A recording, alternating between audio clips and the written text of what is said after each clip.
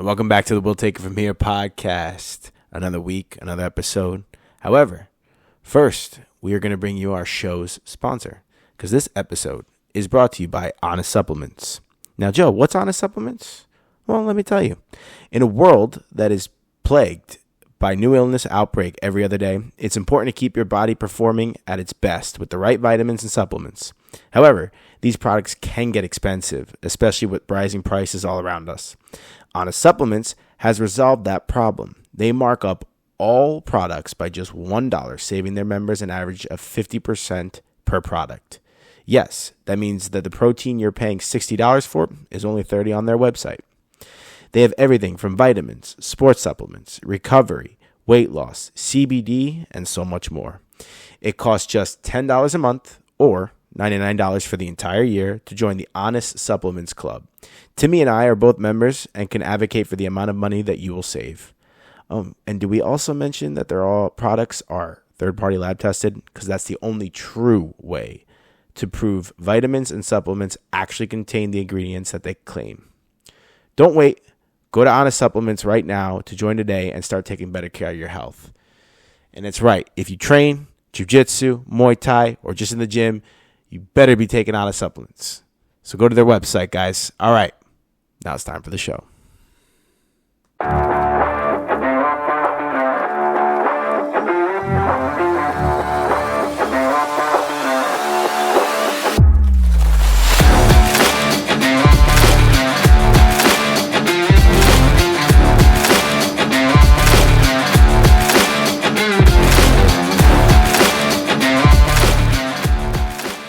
Back, folks. Still take it from here with Joe and Timmy, and we have a special but repeat guest, Phil McEntee. You don't need an introduction, man. And this is your 4th episode, I think, right? Yeah, I was thinking now it's like no one even wants to know about me. We're just gonna go off and talk shit, right? Talk some shit. Well, you definitely should and want to know more about Phil. And Phil's been like I said, this is your 4th time, so you could definitely go back and check out some of the episodes. I'll post some of the numbers when we post this in production, just so you can learn about Phil's life and all the good. I think you were the longest episode we had. I think we were 4.5 hours, 4:20 or something like that. Yeah, which is appropriate. Parks. yeah. We gotta compete. Before we get into this today, just want to say, guys, Honest Supplements, as you heard in the sponsor in the beginning of the show, they're the great sponsor of this show, and look at all their beautiful supplements, and I believe that's CBD oil as well on the other side. That is vitamin B12. Vitamin B12? Yeah. Got it. Never mind. That's my routine right before, half hour before my coffee. Got it. I can't see because this beautiful helmet's right in the solid. Beautiful Iowa rest stop gas station helmet. Gas station helmet. Love it, dude. I love it. But yeah, guys. Thanks for coming on, man. We have so I did say, and I did put in the group chat, which, by the way, for some reason I can't get your guys' messages. So if you responded in that group chat yesterday, Android, iPhone, text messages, I can't. I didn't get any of your stuff. But I did, folks. I did do a poll question about BJJ and martial art etiquette, and you guys delivered. You didn't disappoint. We'll get to that. That won't be the whole episode, but we'll get to that at some point because it's redundant, but it's not. And you'll understand what I mean by that because there's some shit that some of you guys need to know. But anyway, we'll get to that. What's going on with you, brother? Actually, I haven't spoken to you in a bit. Yeah, it's been a minute, man. Yeah. It's new. Life is just it's just rolling, man. You know what I mean? I feel like it's totally day by day. It's picked up its own steam. I'm just along for the ride, you know? Oh, I know that all too well. Yeah, I just feel like everything around me is moving and buzzing, and you know, there's a lot that's gone on. My kid's doing good, you know. My dad had open heart surgery. Holy shit. Yeah. We were trying to get you on. That we texted you the week it was supposed to happen. That's right, shit, he's doing well. He's doing really well, you know. Good. But that was like glad to hear it. Quite an experience. Yeah, you know? Sure. My parents are getting older, and man, that's like a. Yeah. The closest I guess I was to that before was James Fox, right? Like I know him so well, and he had open heart surgery, but like I didn't see him for a few weeks after his open heart surgery, right? Until he came back to the gym. Saw him on, like, I think he FaceTimed an open mat one time or something like that, And I was like, yo. Yeah, that, so appropriately that was a wild time at that point. Because I knew him, but I didn't know him that well at the time. But that was scary. But then to have that, and now to have your dad go through it too. Yeah, and like, and it's crazy on multiple levels. Like, you're dealing with the mortality of your parents, right? That surgery is rough, man. Like, I mean, they open you right up and they wake you up and it's like, now get up and get in a chair. And it's like, yo, what? I mean, we're going to cut you open. Hop in. Never mind what they actually do to you once they get in. Just getting in is like, holy fuck, wild, And, my old man is as tough as they come. And, to see him like down and out and in pain, obviously in like really bad pain. It was like, holy fuck, dude. And then the crazy part, I mean, there's so many crazy parts, right? We're jumping right into the fucking heavy, right into the fucking deep end, bro. Dude, don't worry, man. This is what we do with you. My brother, Michael, who's I have two siblings from my father and mother's marriage. I'm the oldest. And then my sister and my brother, Michael, he's 6 years younger than me. And then Sean, who is from my dad's second marriage. He's 16 years younger than me. Okay. Right? So my brother, who's 6 years younger than me, is a doctor, He's a fucking wizard, And he is the head of the, I'm probably going to say this wrong, I think it's the cardiothoracic, no, that's right, cardiothoracic ICU. Damn. In the hospital my father had a surgery in. So, my best case scenario for your dad. My brother was born to grow up and take care of my father in the specific way that he needed. Like my father is recovered. That's wild, yeah. It wasn't like it wasn't like my brother was does something else and now he has to kind of come over here and do something else. No. This is what he does. He helps people recover from open heart surgery and from I don't know what else qualifies as cardiothoracic. That's just a word that I learned because I had to get to the cardiothoracic ICU every day for a week or something. Wow. But yeah, and so when my father closed his eyes, he saw my brother was there. When he opened his eyes, my brother was there. And dude, you know how reassuring that must have been for your dad? Like having a good doctor, getting a good doctor is not common. Someone that you generally I feel comfortable with. It's his son. It's like I wouldn't want anyone else. I think the only person it was not awesome for was my brother. Oh, yeah. I can imagine. It was a heavy burden, Brian. Heavy burden. It's shaky when they first would come out of the surgery. It's shaky the day or two right after. You're watching for all kinds of things that can go wrong. Hundreds of things that can go wrong, Then my brother knows them all too well, dude, So he's, not sleeping great and he's, working, round the clock. And, his staff at the hospital was like, what do you look like when you're working for your boss? That's what they looked like, man. It was like, holy fuck. These guys were first of all, the best of his team were the people that were there taking care of my dad around the clock. And then these people were on fucking point. It wasn't any of those nurses or nurse practitioners and whatever doing their lazy shit. It's the top of the game, and they're on their A game because they can't fuck up. Bro, that is heavy, dude. God bless. Yeah, man. I think we're blessed in the gym too that we know a bunch of people in the medical field, and most of the people that we know that are nurses are phenomenal. You got the Alvarez brothers. I got my sister-in-law. All of them are those are the people that get asked to be can I have him as my nurse? So you don't even have to ask that with your dad's situation. It was wild. These are the people that's helping you, and they're gonna know they don't fuck up. Dude, I think I couldn't think of a better person on earth to take care of my father. He's and I mean he's I don't know. Your father's going through surgery, you're worried. But in the back of your mind that he's got the best chances in the world because of who he's got there. You know what I mean? Not only is it my brother, but my brother is fucking money. My brother is fucking money. And the people his colleagues and the people that you meet over the years that work with him, they tell you that. You know what I mean? You said he was the head? They'll be like, yeah. Yeah, you don't get there without... you either get there by being really good or you fucking have dirt on people. Yeah. And he's recruited. He was recruited to go do that heavily. You know what I mean? Yeah, absolutely.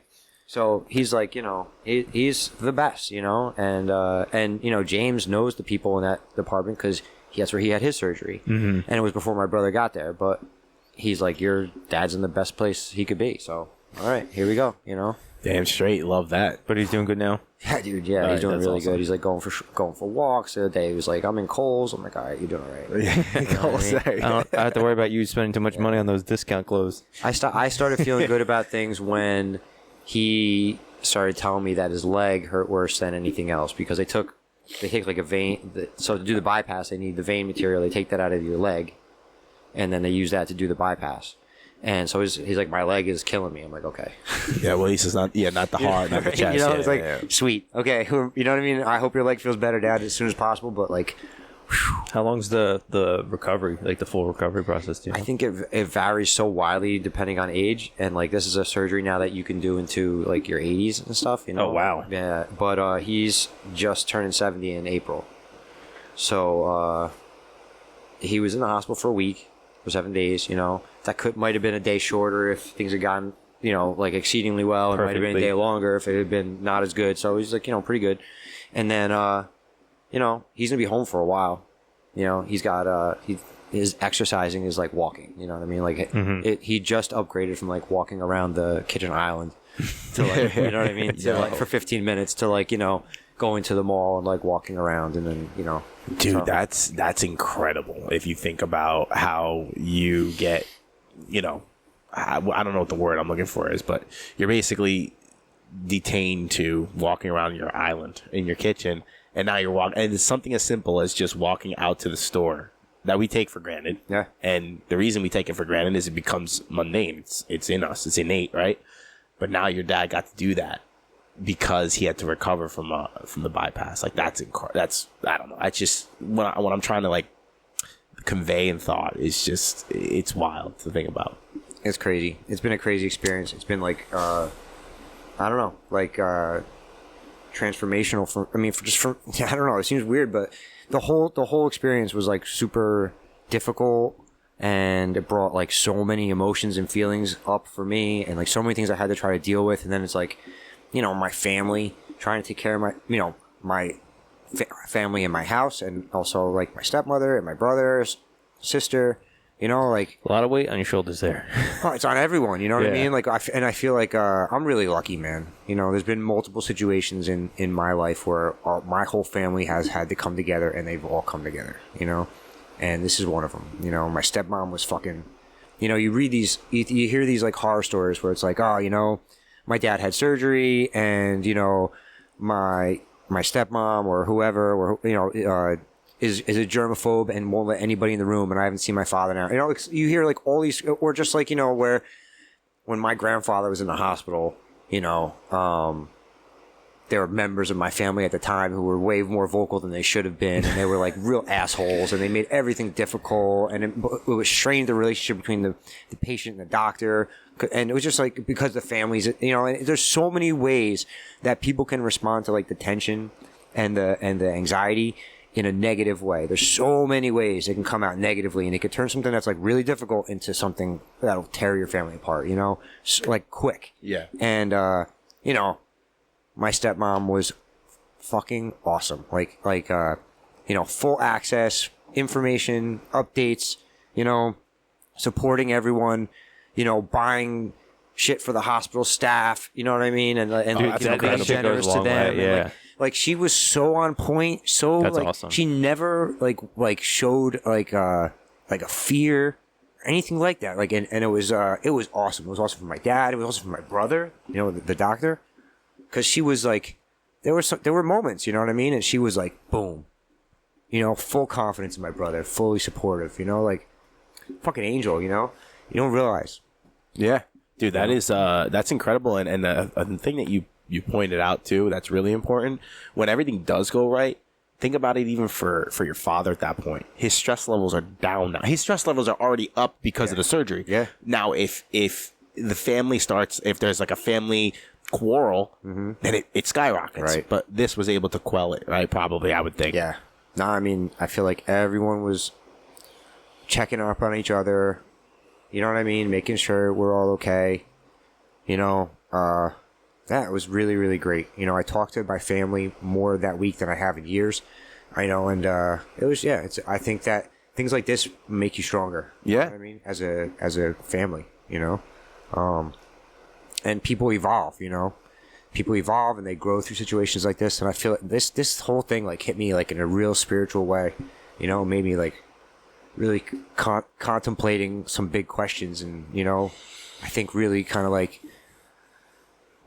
put me into, like, a state of confusion and anxiety in some ways, but, like, that's where the work is done, right? Like Jordan Peterson says, like, you have 1 foot in chaos and 1 foot in order. That's where, you know, that's the flow roll, bro, right? Yeah. That's where you find that frontier where it's like where you know, you don't know what comes next, you know? And that's where you grow. That's how you get better. And, like, no one would want this. Fuck you. You don't want this. You know what I mean? No way. I wouldn't wish this on anybody. I'm scared to death that I'd have to go through this. Go through what my father went through, bro. I'm scared to fucking death. Yeah. No, that's... I don't want it. Fuck that, dude. Fuck that. If you want it, something's wrong with you, Bro. dude. But I want to touch back on your mom. It was your stepmom, right? Like that role right there. I saw that with my grandmother. You do know the story about my uncle that was killed by the drunk driver? I think I might know it from you. Yeah. So Like, talking 2012, about my this, uncle but- was killed at 2:00 in the afternoon by a drunk driver in front of his office, which was also my grandfather's office, and it wrecked our family for a long time. Hell yeah. And my grandfather was never the same after that, but not to make it about us, but I was just bringing it. My grandmother in that is like, she was the rock for my grandfather. Like, it clearly hurt her. Obviously, it was her oldest son and whatnot, but like your stepmom there was being the rock in the situation, allow your dad to do what, and the rest of the family to do it. And it was like, seeing that it's like an architectural, like typical role for the mother figure in the family to be the rock in those situations. Like the matriarch, right? Yeah. Right. Yeah. Archetypal. Yeah. We know we can come to you for words. Yes, when we the actual. You knew what I was saying. I know You you just were corrected me. saying. Thank Yeah, you. it's an archetype. But Right, like the fact that she did that is like, that's not an easy thing to do. But like, people call to it, and some people just like, I'm scared. I'm not doing that. Fuck that. I'm worried about myself, or whatever the case may be. And to hear that your stepmom did that and stepped up and like made it the ideal situation, even more than what having your brother do the surgery and all that is. I can't imagine how much that made things so much easier to deal with of an impossible situation. Yeah. So it's beautiful to hear that. Dude, I'll tell people about, you know, people, how's it going? Or this is going on with my dad, whatever. Most people within a sentence or two will, you know, turn it into something about them, Yeah. right?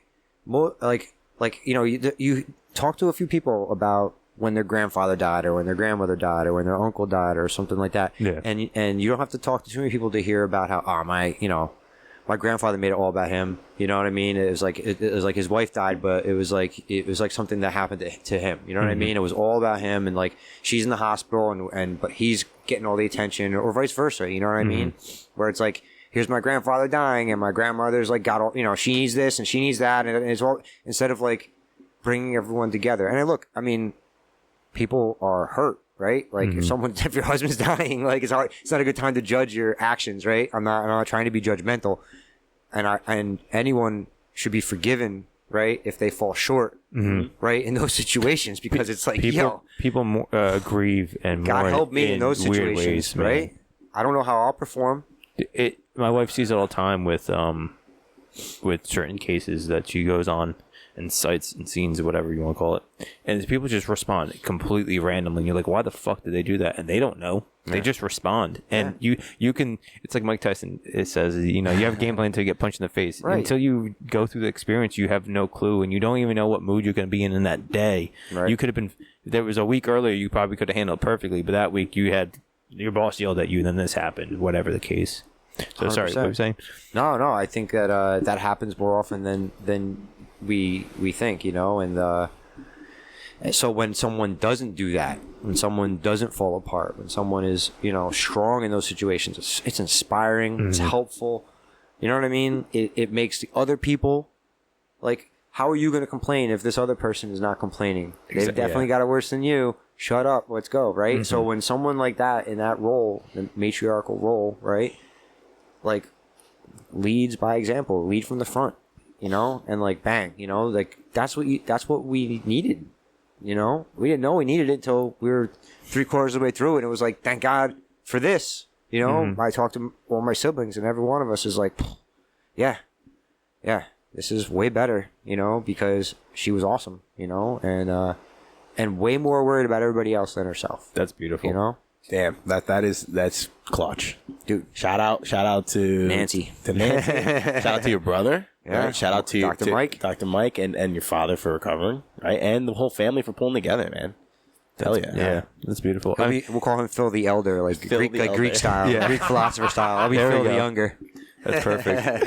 Phil the Elder. I love it, dude.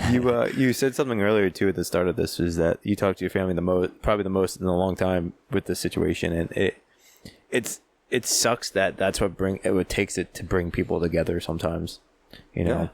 Yeah, but I mean, it does. But it was like comforting to know that, like, yet again, they rallied. Like, you know, I don't want to go into like family history and personal stuff, but you know, there've been situations, right? There've been people. If you have enough people in your family, someone's going to get in trouble. Someone's going to go down the wrong path. Someone's going to make a mistake, and you know, like, you hear these things about how, like, people maybe they go back, they get stuck in addiction over and over again, right? What do they call it? Relapse, right? The relapse rate is like super high for people who are in recovery and things like that. And it's like, but then you get some people who make it, right? Who change and you know, work programs and get better. And I think the difference in a lot of situations is like the support that these people have, you know? Like, so many people have no one, right? Yeah. There's a lot of people who have no one. Yeah. And I've got not only like a family, not only like a brother, like, we're tight. You know what I mean? And I think we're tight because, you know, my dad was, you know, he's not a perfect guy, and no one is, but he always was like, you know, my family is the most important thing to me. Yeah. The most important thing to me. Like, there's no, you know, never been a day in my life where I wasn't like, you know, my father is, I'm one of the most important things in his world, and the other things that are really important to him are my brothers and sisters, you know? Yeah. Like, there was never a doubt in my mind that he loved me. There was never a doubt in my mind that he'd do anything for me, you know? And he always tried to, like, have everyone together as much as we could be together and, like, support each other, you know? And it was like a common thing in our house to speak about how important it was for me to be good to my sister, because, you know, when I grow up, she's going to be the one that I have. She's, you know what I mean? Like, I don't think all families talk like that. I don't think all families are like that. I think a lot of people are totally alone, you know?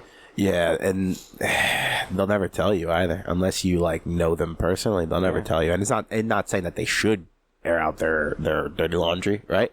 But yeah, you sort of, like, if you break down how someone acts and why they're acting in a certain way, and if you can get to the root cause of it, it sort of changes your perspective on it, right? Not saying that people should have an out to act the way they do, but when you start to really understand what's causing that, you're like, fuck, man, like, they were dealt a shitty hand. Now they can respond in different ways, but now I sort of see why they're responding that way, you know? Yeah, I can't imagine not having the support system I have. It makes me super grateful. It makes me, you know, my family has always had my back, you know. I'm grateful. Yeah. Think about it too. Have you ever, like, you're like in a really dark spot, whatever, right? Where even if it's just a stupid little thing, I wouldn't say stupid, but a minute thing, right, in the scope of your life, and you're in a down spot, you immediately, the first reaction is to reach out to someone, right? Any more of the family, friend. Like you said, imagine if someone has nobody. No one. Yeah. How that would then, like, the amount of anxiety that they would go through. Yeah. I feel like I can't remember why we started talking about someone would have no one, but we were talking about something specific, and I'm trying to think back now. Why would someone would have no one? Was it? I was speaking. I don't know. Forget it. Don't worry about it. I was trying to backtrack. You know what's gonna happen? We're gonna talk about something. You're gonna be like, "That's what it was." Yeah, but maybe I was just saying that, like, you know, that I'm just grateful because I you know, you think about it. You know, all right. So someone else's dad gets sick and they're in the hospital and they're at the mercy of the system, right? They're not getting texts from the head of the ICU, right?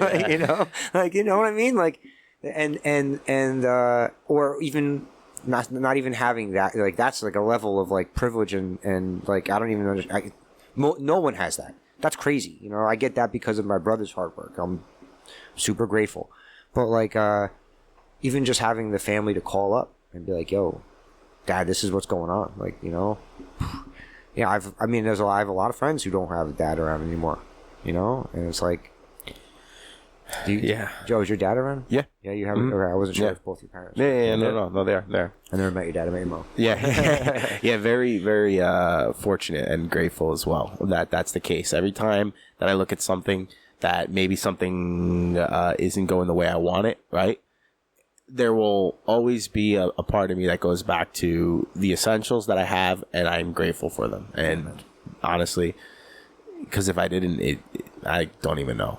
Gratitude. Gratitude. And I like how you said going back to the essentials. Yeah. You know, I like that topic of it because it's the things that are actually important. Because you can be grateful you have a car, or like I have this brand new sports car. I'm grateful. No, like being truly grateful for having both parents in your life, having your health, having a good solid family, a place that you live at that is actually nice and not just four walls and a roof and that's it. It keeps you out of the rain and the freezing cold, but it's still freezing. Yeah. You know, a lot of people still don't have the bare essentials of food, water, and good shelter. It's just bare minimum shelter and whatever. So the essentials, to be grateful and have gratitude towards that and remind yourself of that is key. Yeah. And it actually helps you when you're trying to do something. So like when you express gratitude, and this is how I look at it, it's not like, okay, you're trying to achieve something, you want something, right? And then people, be grateful for what you already have. Okay, that's very true. When you express that gratitude, doesn't mean you stop going for what you want, right? It's not like, all right, well, I have this, I should be grateful, I don't want that. It's like, no, but you realize that the anxiety, the angst, the annoyance, the anger, that's whatever's causing you temporarily, really doesn't mean shit in the grand scheme of things. Be grateful and then that's usually when shit starts to flow. Are you understanding what I'm saying? Like when you start to express that gratitude, that's when other stuff starts coming into your life.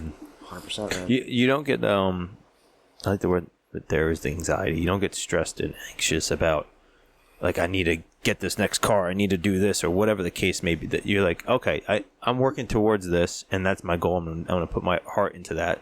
But I got all this stuff already, man. I'm good. I'm good. If I don't get it, okay, that sucks. But I'm going to do my best to get it. Not like, oh, fuck, I got to get it. What's going to happen if I don't? You know, it's a completely different mindset. It's almost the same mindset, but it's completely different at the same time. Yeah. Like I was thinking about it last night, too.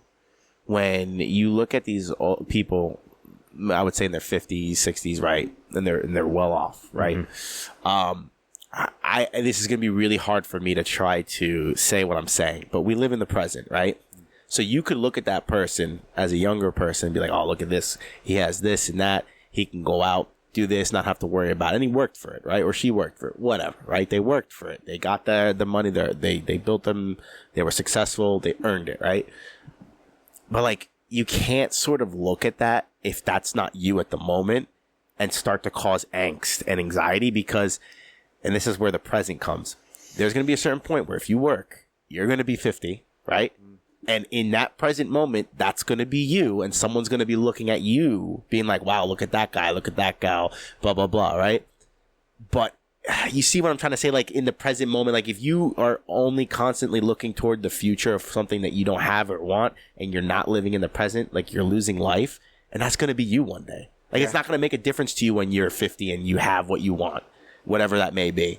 Like, you know, it's like did I make sense of what I'm trying to say? I know what you're trying to say. Okay. I don't know, folks, if you meant it, if you didn't, just be like, sure, drop a like and subscribe and be I understood. Yeah. I think what you're saying is like, you know, when you're a younger person, you have goals that are like life goals, right? And so you can't judge the fact that you don't have these things that come later at the end of your hard work.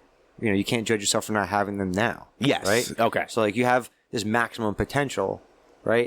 It's unrealized potential, but it's all there in your future as long as you get past, you know, the work side of it, right? Yep.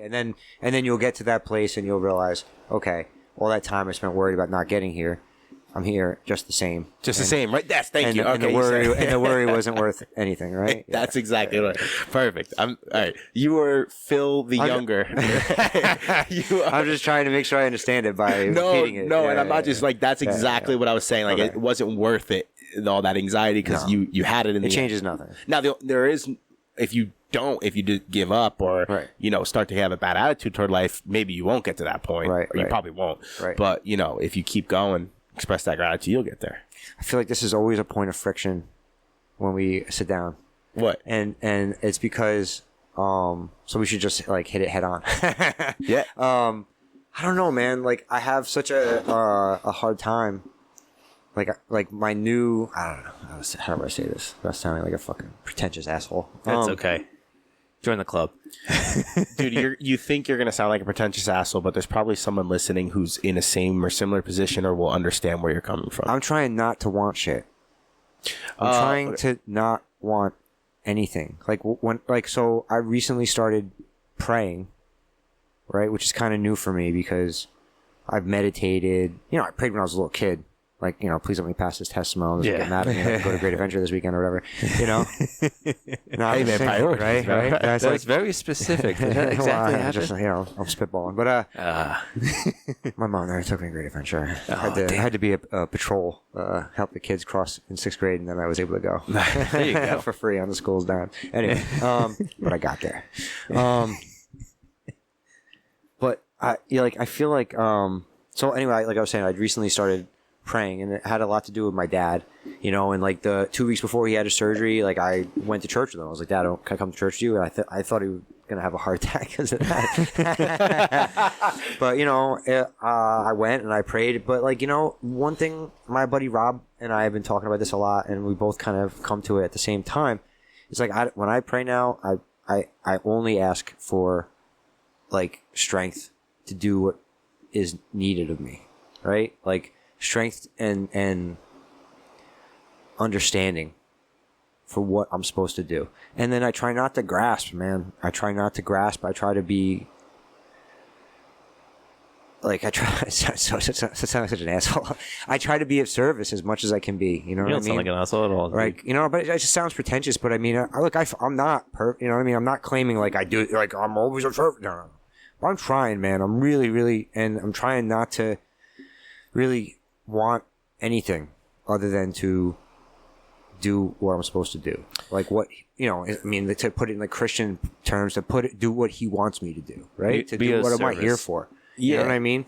And like, I don't subscribe to any one religion. The place where all religions lose me, every one of them loses me in the place where they go, and this is the only way, and this is the only thing you can believe, and everything else is dog shit. And I'm like, okay, well, that doesn't work for me, man, because I feel like it doesn't work for me. I'm sorry, because I feel like these are a lot of stories from a lot of places, and they're all talking about the same thing. And they're all different passed metaphors down through different, humans. right, with different people and different characters, and, they all contain a certain amount of truth and a certain amount of bullshit because they've all been, brought on board by governments and, and bureaucracies of their own. And like, so like, that's where everything, loses me. But yeah, like I don't know what I got on a sidebar about that. Sorry. No, but I think look, by not wanting, I think you still want, and let me explain this to you, because you want the tools that are going to get you that results, and then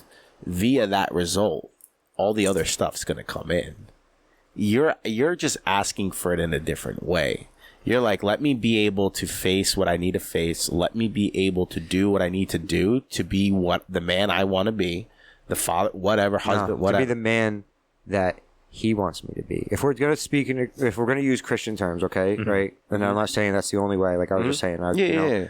But like that's what I want to do, man. That's what I want to do. And if that means and I really want to try to approach life with the mentality of like, God will provide if I am truthful. You know what I mean? If I am like really, really trying to figure it out. If I'm really like this, I'm reading this Jordan Peterson book, We Who Wrestle with God.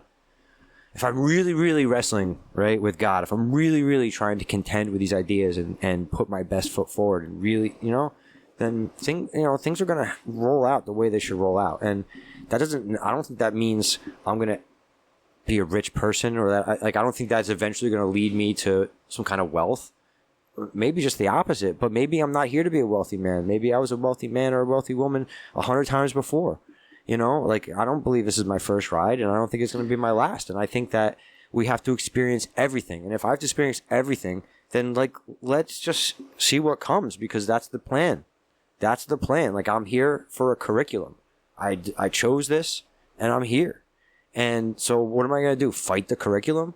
You know what I mean? Try to do something else. Oh, we're doing this lesson today. No, fuck you.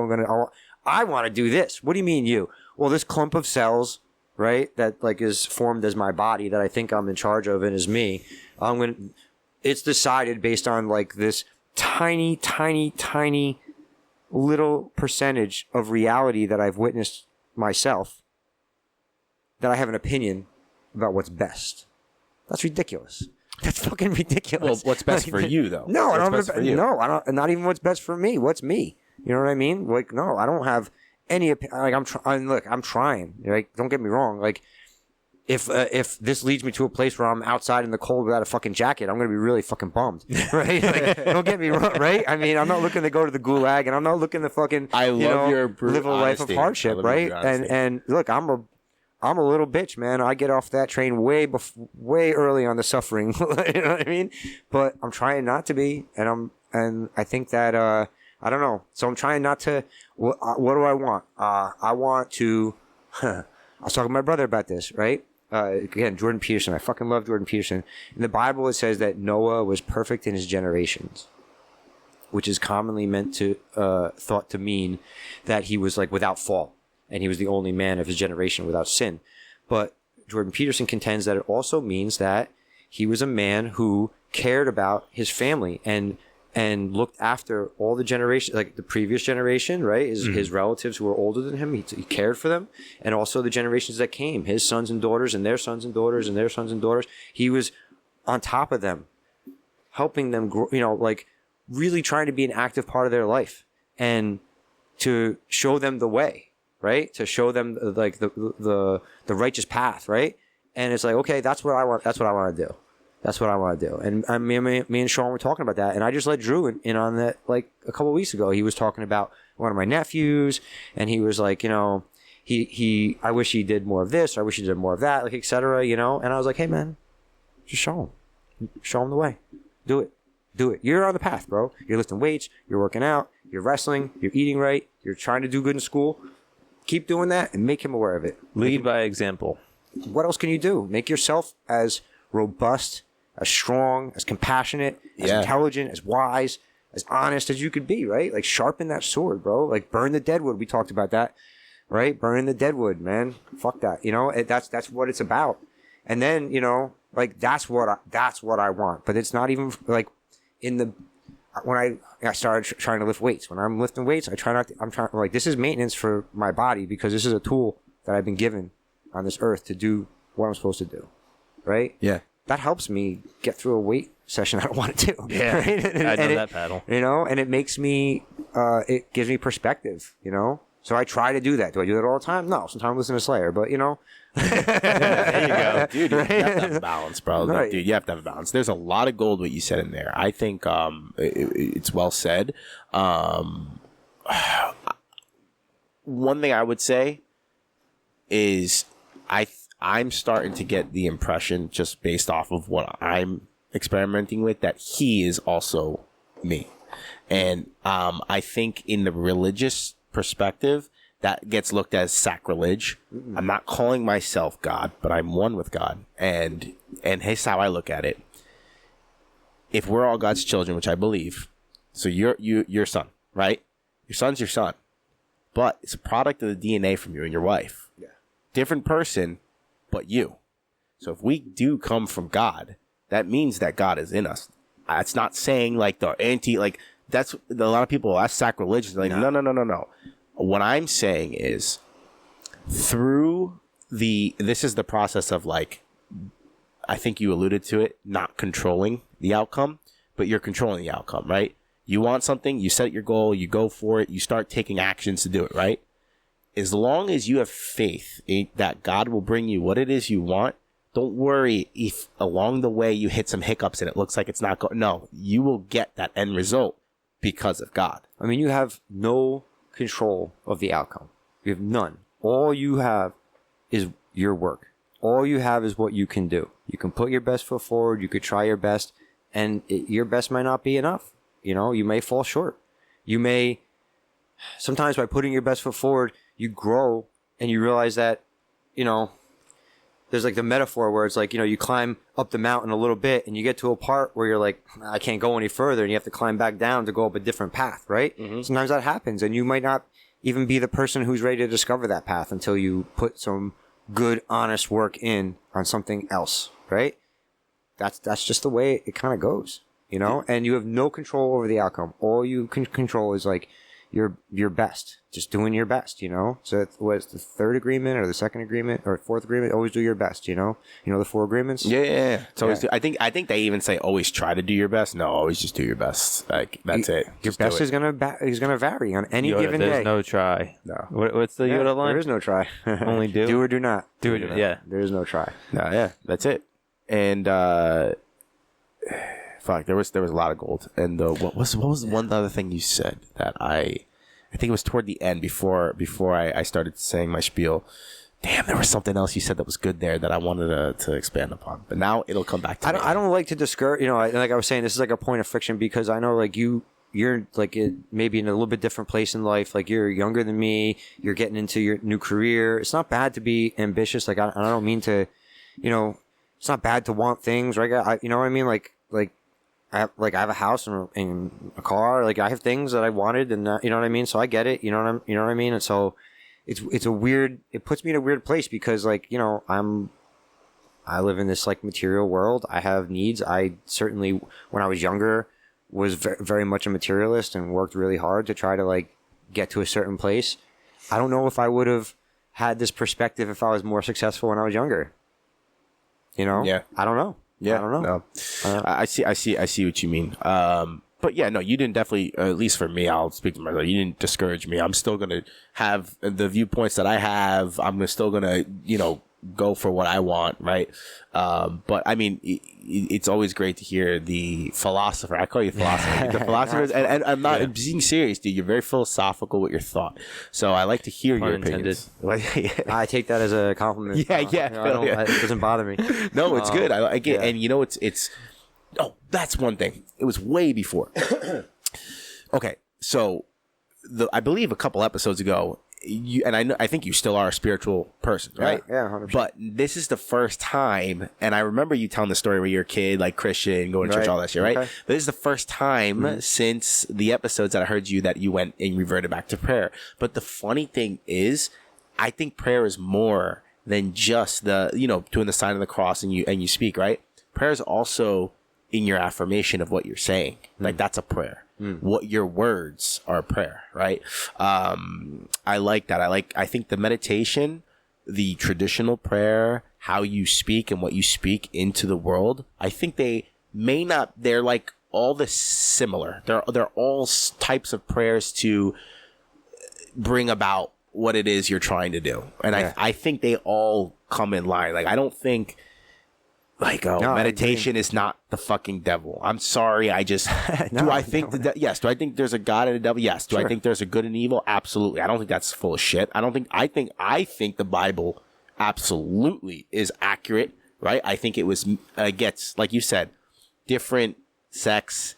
I didn't say sex, like sects. Different governments will try to definitely, poison that. But I think the whole purpose of religion is about us coming here, living a good life, figuring it out, whatever it may be. Yeah. And I think the Bible or the Torah or whatever, Quran, I think they're all just different guides and manuals of how to achieve that through story and in the past. I think it's real. I'm not saying it's bullshit, but just because one person doesn't, like in church, it's nice to go to church. I don't go. I just don't feel like it. It's nice. I bet you it's nice to go to church, right? But I don't think you're going to hell for not going to church if you're a good person. And I bet you there are plenty of people who will go to church a lot who aren't good people. You know what I mean? So yeah, you can hide behind. We all know that. You can hide behind the faith all you want. All right, we all do bad things. Right. Oh, I went to church though, so it makes up for it. No, it doesn't work like that. Yeah, no. You definitely repent, right? But but if you repent and then keep doing it, are you really repenting? Yeah, no. You're just doing it to get away with it. Yeah. Yeah, I've only recently kind of come back to like Christianity and. Just because it's like I feel like I was soured on it because I was raised in it, and it was like there's so much hypocrisy, there's so many things wrong with like these bigger religions and like the organizations themselves, right? The people who are running these things and the way they've kind of bastardized these things. But when you keep coming back to, who Jesus was as a man and like what he was about, it's pretty easy to get down with that. You know what I mean? Yeah. And it's just been like kind of fucked with. Like everything is fucked with by people, used for power, used for money, right? Mm-hmm. And it's just one more thing that's been like, taken over and fucked with. But if you think of, like Jesus was like a mystic. He disappeared for a large portion of his life, and we're pretty sure that records indicate he went like to the Far East, and when he came back from the Far East, he was doing miracles that were just like all the miracles you read about the yogis doing in India, and he came back, and the things that he preached are completely in line with all the other wisdom traditions, there's nothing in them that, like contradicts them directly. You know what I'm saying? And what I think, like, there's this idea in, I don't want to say Hinduism. It's not Hinduism. It's called the Dharma. What do they call it? The something Dharma, the Sanatana Dharma, I think it's called. But it's just the overall historical religion of India, and which includes like a lot of things we talked about with Hare Krishna and stuff like that. But there's this idea that in each that God comes back to earth multiple times, right? Throughout history. And each time he comes as a different avatar with a different message, because societies change so much. Like the things that one society values is totally different than things another society values several hundred years later. Mm-hmm. Maybe even just concurrent societies, different places on the globe can vary so much in like their values, just on earth today, what different cultures value. Now imagine us compared to, Europe 400, 500 years ago, and then compared to India, when the Buddha came. And so the idea is, Krishna came, Buddha came, Jesus came, but they all came here as the son, as incarnations of God, to show us the lesson of the day, right? What was the lesson of the day? And Jesus being one of the most recent ones, the lesson of the day was that the kingdom of God is within you, that we need to respect God in each of us, right? And that we need to look within ourselves to find God, right? That's what he meant, right? And then that just dovetails perfectly into what you were saying before about, God is within all of us and we have to try and respect that. That's what namaste means, man. That corny shit that everyone says at the end of yoga, that everyone likes to look down at, that is so deep. Guide and shine the light of you or something like that. That might be a literal translation, but it means that I know God's in you, and the God in me like recognizes the God in you and respects it, and like that. So how can you go and cut someone off in traffic or like be a shithead to someone? God's in that person. How can I be bad to one of my clients? How can I, wrist lock a white belt? God is in that person, right? Like, you know what I'm saying? Like everything, it applies everywhere. But it applies everywhere. And here's the one thing though, I will say the caveat that like, and I think you would agree with this, if there are some evil people, right? And if someone's trying to hurt my family or me, I'm not, the God might be in that person, but I'm going to fucking do what I need to do. Right. But it's true. Like, it's just, how about, like, I just took it to an extreme end. Well, God is in that person, man, but the line of good and evil runs down the heart of everyone. People can be deluded, just because God's in them doesn't mean they're good. No. So 100%. I like that. The heart of what is it? The heart of good, or the line of good and evil is right in the heart. I love that, dude. sort of on the same topic, I gotta send you guys this video that a friend of mine sent to me. Okay, fucking sick video. This guy is telling a story of, I can't remember if it was his patient or friend who was an atheist, completely atheist, didn't believe in anything, thought it was all shit. Long story short, he led a life, cheated on his wife, all this shit. Like, you know, he was very always fucking people out of shit. Like, just very extremely selfish, all that shit, right? He's getting a surgery.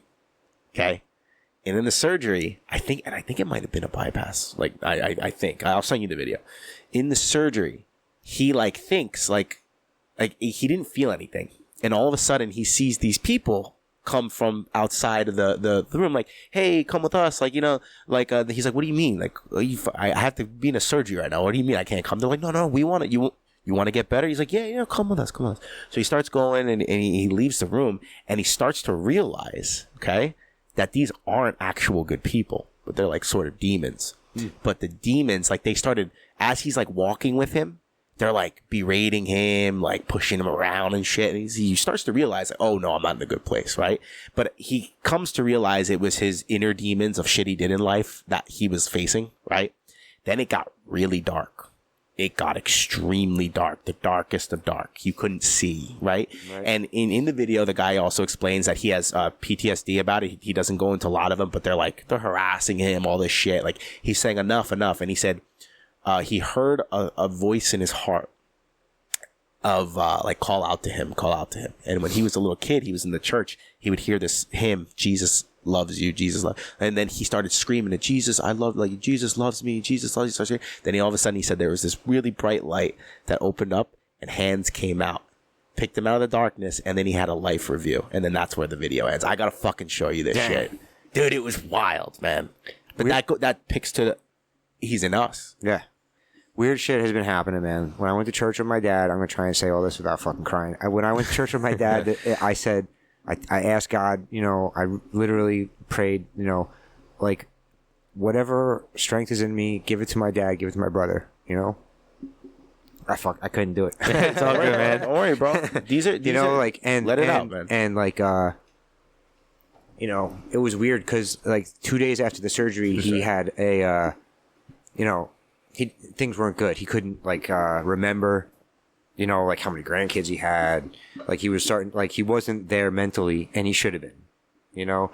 And it was like, is he having a stroke and like all this other stuff? And it was like, it was in between visitations, so like no one knew about it.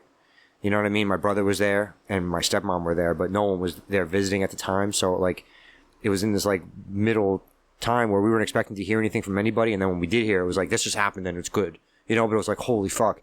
And, you know, they had to do all this testing, and then they ended up figuring out what it was, and he's okay, you know?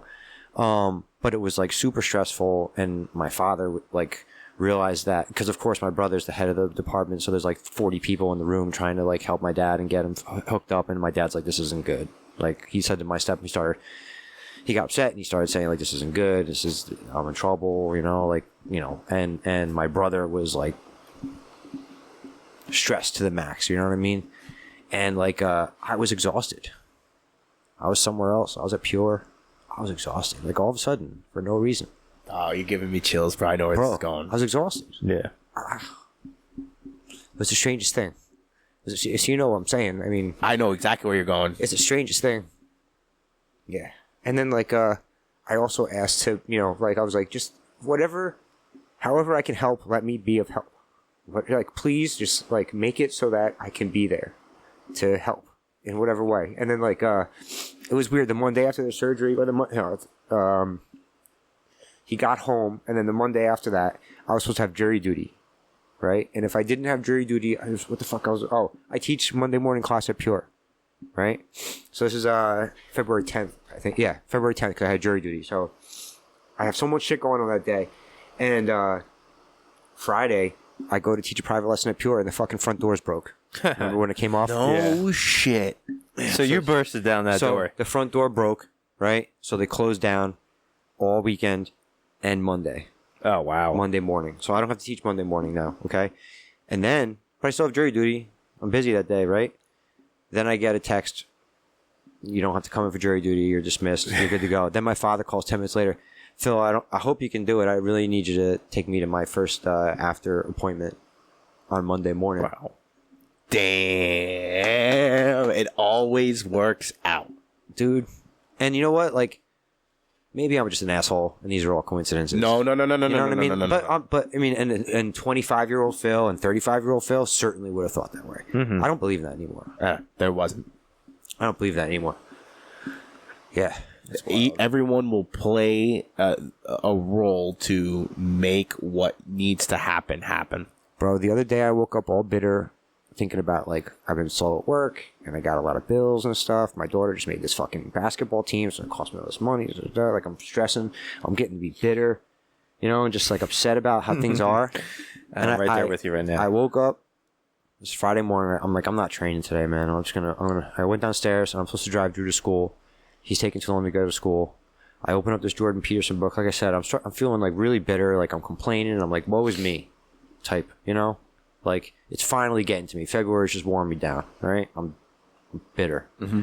I open up Jordan Peterson's book, right to the chapter on Cain and Abel, where he specifically talks about how to deal with bitterness. And, you know, and then as I'm reading this, and I'm like, oh my God, this is written for me to read right now. The sun, like, breaks through the blinds and hits you right in the fucking eyes. Wow. I never read at the dining room table. Mm-hmm. Never. Certainly not on a Friday morning when I'm usually at jiu-jitsu. It's the strangest fucking thing. And things like that have been happening to me over the past few months that are like, and I don't take them as coincidences anymore at all. Yeah. Not at all. When would you have said that you've been putting yourself in the position to be receiving these messages, is what I'm going to call it, the way I'm wording it, or not trying to go after things and just following the path that you're supposed to be on? Well, there's this guy, Michael Singer. He's written a few books, Living Untethered, The Untethered Soul, two of them. The Surrender Experiment is another one. And he condenses all of this wisdom tradition into, like, very, very simple understanding of the universe, and a very, very simple understanding of, like, what is bothering everyone and what is making things so tough for everyone, you know? And his whole thing is like he's one of the guys he's the guy really that gave me the perspective of, like, why do I have an opinion about what's best? You know what I mean? Because this is ridiculous. Like, you know, there was a big bang a couple of billion years ago, and every single thing that happened from then till now happened exactly the way it did to put me in this chair with this microphone in my face, like, right now. And if anything had been different, I would not be here. What the fuck do I know? Mm-hmm. What do I know? That's crazy. You know what I mean? And, like, and then he's also, his perspective is, like, you know, he's very much with the Rogan, not that he is any, you know, knows Rogan or refers to him at all, but Rogan says this a lot. Like, you know, you're fucking you're hurtling through space on a fucking rock. You know what I mean? And, like, you're in the middle of infinity, you know? And it's like, let's get some perspective here and some awe for the universe and, like, what is, and his whole thing is, the world, you know, reality's happening in front of you, and it's just unfolding. Things come in and things go out, right? When you're driving your car, you're passing the white lines. You're not worried about the white lines, right? You're not thinking about them. You're not worried about them. They just pass you by. They're in, they're out. You don't cling to them. But if you had worked for a line painting company and you were fired for fucking up those lines, then those lines would bother you. When you saw one that was fucked up and wasn't painted right, you'd be like, but that motherfucker didn't get fired. God damn it. Why did I get fired? But next thing you know, you're off on a fucking, you know what I mean? Like, that means a lot to that guy. Everybody else drives right by that fucking thing. Mm-hmm. It's only your perspective, your tiny little perspective that makes that something that would get stuck in you. That's a samskara, right? We cling to things and we push things away. Okay. Like the classic is, like, you know, you don't want to, like, a butterfly lands on your finger. You cling to that experience. Oh, that was so wonderful. It was so cool. It was magical, like, whatever. You want to repeat that, right? And every time you go outside now and your butterfly doesn't land on your finger, you're going to be like, today sucks. You know what I mean? Like, you see this beautiful sunset. Right, exactly. Or you see this beautiful sunrise when you go kayaking one day, and then the next morning you wake up to go kayaking and it's cloudy. Oh, today sucks. No, it doesn't. What the fuck are you talking about, right? Yeah. Like, you know what I mean? you cling to the things that you like. That's one form of samskara. The more common one is to push away things you don't like. Tax season, right? Like all these things that, you know, my parents are ill. You know, you want to push all these things away. The things with my wife aren't good, right? And you push these things down. Where are they going? They're going down inside of you, right? And you have to think about it like a dam, right? They built the Hoover Dam back in the day, right? It's still holding back that river today with as much force as it did the day they built it. If there's a crack in that dam, that river's going to go right fucking through it. Yep. Right? It has to be like, so if you push something down, you're exerting energy. Mm-hmm. The energy of, like, we are energy, right? That's what we are. Like none of this is real. This is all just energy in the universe, man. Mm-hmm. And we're exerting our energy, our life force, our chi, our you know, there's so many words for it, right? Mm-hmm. We're exerting that and using that to hold these things down, mm-hmm. right? That's why we like when things come up, it's like, oh, this came up. Like it's literally coming up. Yeah, like, you know what I'm saying? 100%. And when you meditate, right, you can start to identify those things. They'll come up on their own, right? And his whole process is you need to work with like just being okay with what is, you know, and not holding on to things, right? Either by suppressing them or clinging to them. In and out, like the white lines, man. Don't let any samskaras develop, you know? And so the first thing you need to do is like not cling to shit. You gotta, like, when you get stuck behind someone in traffic, you gotta chill the fuck out and be okay with it and breathe and you know, unclench your fucking asshole and like let your shoulders hang and like drop your jaw a little bit, dude. You're fucking tense. Calm down. Let it go. Yeah. It's white lines, bro. Let the white lines go.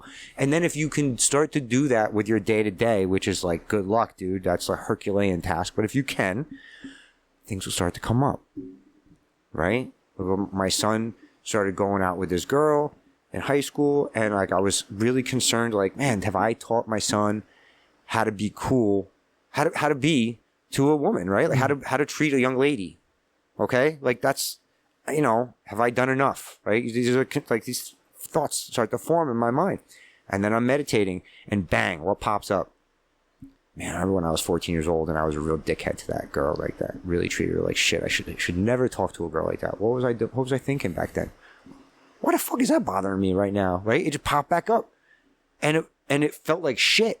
Like it like didn't hurt, but it was like, ugh, like this is like a gnarly feeling that I hate. I hate this about myself. This is awful.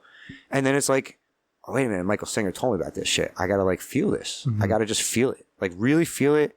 Really let it like pass through me. Right. And if I do, maybe it'll be gone forever.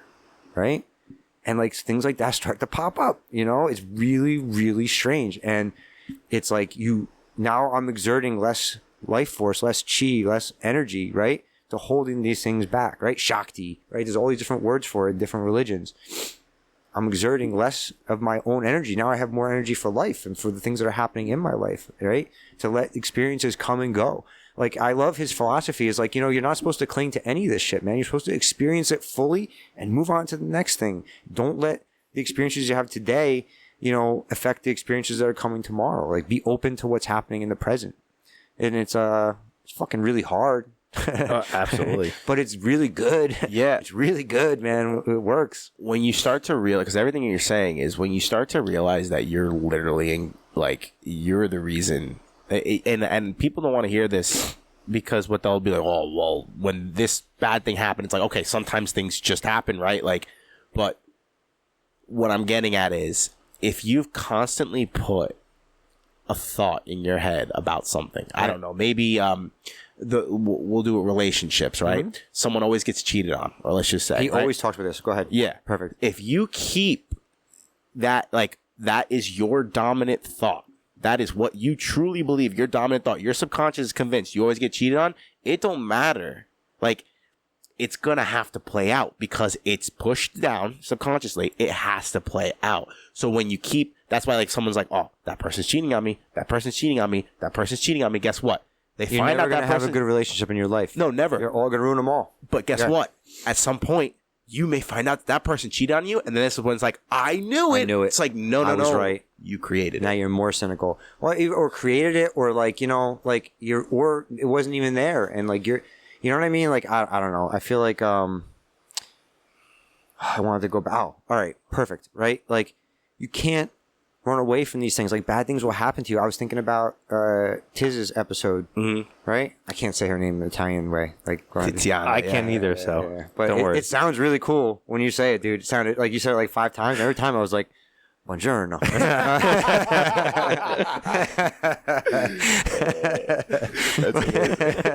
That was amazing. Mozzarella. All right. Mozzarella. Penne. Penne. There we go. Actually, I'm going to put 3 ends in that motherfucker. I ain't saying what you want. All right. But, Where you getting at? but like she, you know, she had to fight to overcome the trauma of what happened to her, right? And before that, she, you know, she was a prisoner, right? The way she described it, like I feel like she described herself as being a prisoner to her fear and anxiety, and like now all of a sudden every dude is a perpetrator, right? Every dude is an attacker. Every time she's alone, it's a danger, right? Like, and we know that's not true, and I think she knows now that's not true, but the thing that happened to her colored everything. It colored everything. And she had to fight to remove that, right? Like she couldn't run from that. Yeah. I thought that was like such a good, I wanted more. Well, I know you guys run a time frame, yeah, but I was like, dude, I want more of this. This is good. Yeah, I wanted to hear. I think there's a lot more. I said it on the show too. There's a lot Good. more there that we didn't get to unravel. That I'm happy if she wants to come back on to unravel if she's comfortable doing it. But it's true. Like going back to my point, that scumbag Right. goes to attack her. I'm not saying that she necessarily created that, but now everything afterward, right? Based off the traumatic event, not judging her, but based off the traumatic event, all these thoughts now she's creating these thoughts in her head. Thank God she was able to combat it. Thank God she was able to get over it, and she didn't succumb to it, because now what your mind does is it makes you, like you said, the prisoner. Right. Thank God she was able to overcome that. She's a fighter. She fought. Like she is said, a fighter. right? She's like, I'm a fighter. I was like, Yeah, After, good for her. after hearing the story, I was like, yeah, you are. You know, straight. It was cool. It was a cool story, and I think that,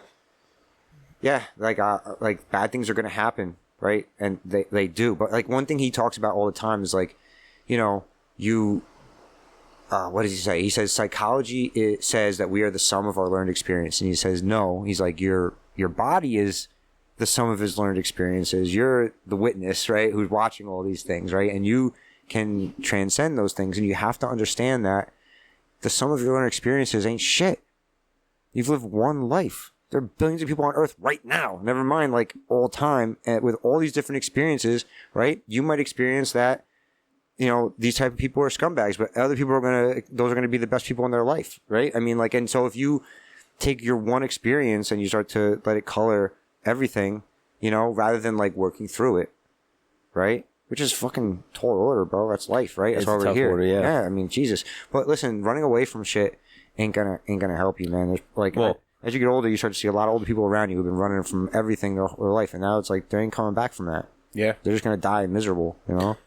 So it's funny you're talking about all this. So I haven't talked much about this on the podcast. I talked about it after with Tiz, but I've been doing EMDR therapy, working through the trauma with losing my in-laws' dogs in my arms, and it's exactly the same process of what you were talking about with meditation. Is you're sitting like that. You said that one thing came up about when you were 14, treating that girl like shit, right? And you got to. The word I use a lot is you have to digest that memory and emotion and behind it, and then you can be done with it. Mm-hmm. And that's what the whole process is too. It's a way. It seems very meditative to me, the process that what they do, but it puts you in some kind of trance, and this is a clinical thing. It's not like just some random shit, but it's basically the same thing you're talking about with meditation. It's going through, sitting in that memory, and okay, experience what you're feeling right now. Okay, and then the therapist guides you. Okay, so that's the emotion you're feeling right now. All right, or just sit on that thought and let it take you to where you need to. And if you just sit in those things and then follow and let that guide you to where it needs to take you onto other memories, other core memories, other traumas, or that emotion. Okay, so you're upset. Okay, why are you upset? It's because you're upset because you didn't do this. Okay, but why is that bothering you that you didn't do this and whatever? And then you find the path where you started off at here and now you're completely in a different other spot. And that's why you felt that way in the beginning, because of all this other shit too. And like you get the full picture of why that is more than just the surface level. But you can only do that when you're in that meditative state and letting it guide you to where the thing it needs to show you. Yeah, man. I think that's really cool. I like the idea of like you know, when something strong happens, when there's this emotion that like starts to well up in me, right? Mm-hmm. Like as a dude, you want to be like, no. I'm not gonna cry. Man up, I'm not crying at this fucking commercial. This is ridiculous, right?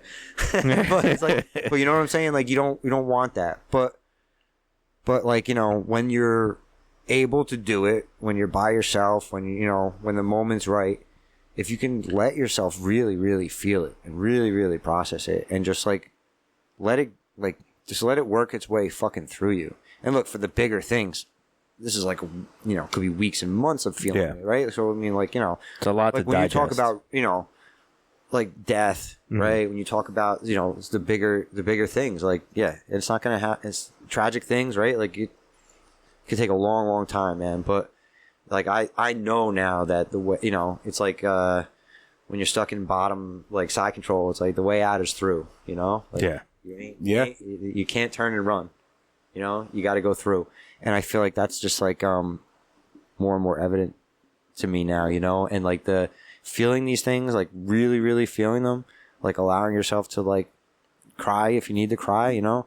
Dude, and I got to tell you, like, you know, you asked like when did I start like doing this? But I don't know, man. I don't know. And then like certainly between our last conversation and this conversation, it's gotten way stronger. This like identification as like I try to just be thinking about like spiritual stuff, all like to try to like view things in that way all the time.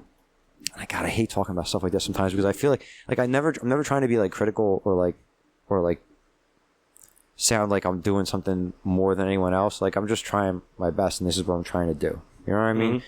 But I feel like I've really tried to like view things always through that context lately.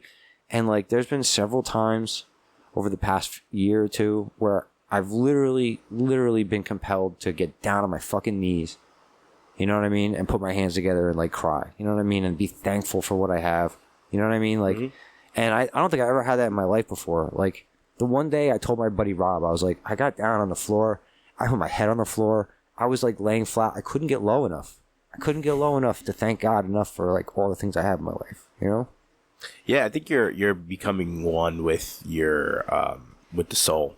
I think you're trying to. Like I feel like you know, it's worthwhile. It is, and honestly, I think that's where true strength comes in, because strength, quote unquote, like being a man, right? We that you hear that phrase all the time, but strength comes in many forms, right? You could have the same person. Like I remember someone once said, like Jocko and Jordan Peterson, two completely different men, but strong. They're still the same strong. They're just strong in a different way. To bring it back to pushing shit down, I think as men, and I've had a conversation with a friend of mine about this. There's a difference between trauma dumping the same repeated story, crying about it all the time and not doing anything to get better, and you repeat the story, and that's where people are like, yo, you got to get your shit together. Right. There's a difference between that and, hey, dude, I'm struggling right now, and this is what's going on. I just need someone to talk to. It just be ears. Yeah. Like, that doesn't make you a bitch, but our society of these men who think it's strong to not want to speak about their problems like that, like all that shit getting built and pushed down, when it does come out, it's either going to be harmful to someone else or themselves. Yeah. I spoke with someone who was talking about their son, about that, like thinking that they need to not show emotion. It's like there's a difference between showing emotion in an incorrect way and just letting the emotion out so it doesn't stay there, like we've been saying. And I feel like that's a lot of things a lot of men need to fucking work on. You're not a bitch for having problems and talking to your boy about it, right? Mm-hmm. Hopefully you have a good wife, girlfriend, partner, whatever, that won't judge you for it, because there are some women who can't handle it. But you just need to be able to let it out and that's it. Like, let it out. I just needed to let that out, because if you don't, you're just fucking harming yourself, like you said. Dude, Jason Wilson was just on Jocko's podcast. You know who that guy is? He's that dude. He runs a place in Detroit called the Cave of Adullam. No, I don't know. And he basically is training boys to become young men, strong young men, martial arts training, and also just. Was that the is he older black guy dude with like a gray beard? He had that video go kind of viral where he was swinging the thing and the kid was like flinching. Yeah. And he was like, "You're worried about this. You gotta be worried about me." Mm-hmm. Yeah. I've seen He's clips from fucking that. great, and he talks about how you need to let your kids know that it's okay to be human, right? You need to I do this with my kids, but then when he said it, I was like, okay, I'm going to keep doing that. I'm glad I do that. And like if you're going somewhere to do something and you're like nervous about it, it's okay to be like, hey man, I'm really nervous about doing this, because like they're going to be nervous. And if all they see is that their dad is like some superhuman, like, ice monster who has no emotions, right? Like, then they're going to feel like they can't express those emotions around their dad. Yeah. What do you want for your kids, man? What do you want for your kids? Do you want your kids to be like well-adjusted people who like know how to deal with their emotions and like don't lose their shit and lose like a kid who bottles everything up and then explodes? Well, guess what? Now he's in jail. Yeah. He just exploded. He punched some kid in the head and the kid fell and hit his head off the concrete and he, now he can't see anymore and your son's going to jail for, instead of going into college, he's going to get out of jail in 18 months. Okay. Yeah. Guess what? Your son isn't a bitch. Didn't show any emotion. Come on. Get the fuck out of here, bro. Be a comprehensive male. That's Jason Wilson's term. Be a comprehensive man, right? Be the man that the situation calls for. That's the name of his book. And I don't know. I feel like that's just it, man. We have to show these kids like our only requirement, our only request should be to let us show these kids the right path, man. Like let us show them what a balanced life looks like, hopefully, right? Let them a healthy life.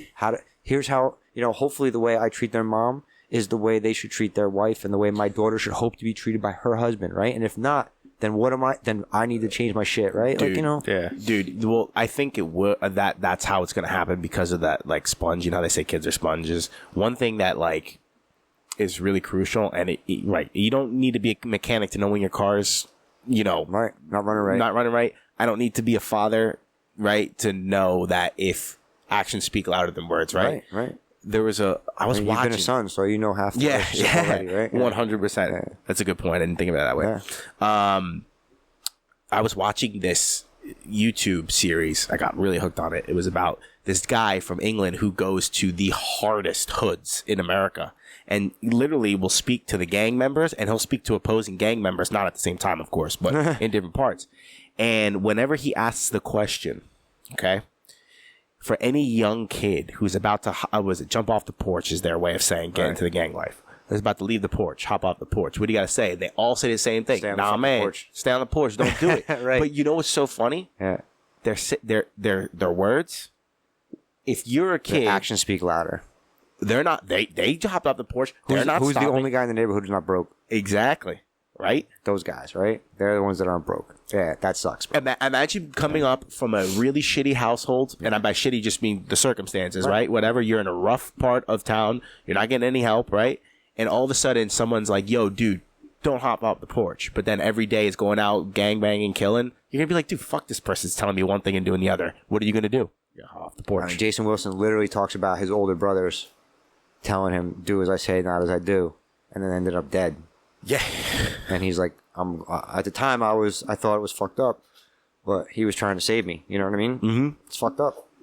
Yeah, it's fucked up, man. And what's funny too is the people in the situations where the rich people in the hood are the gangbangers.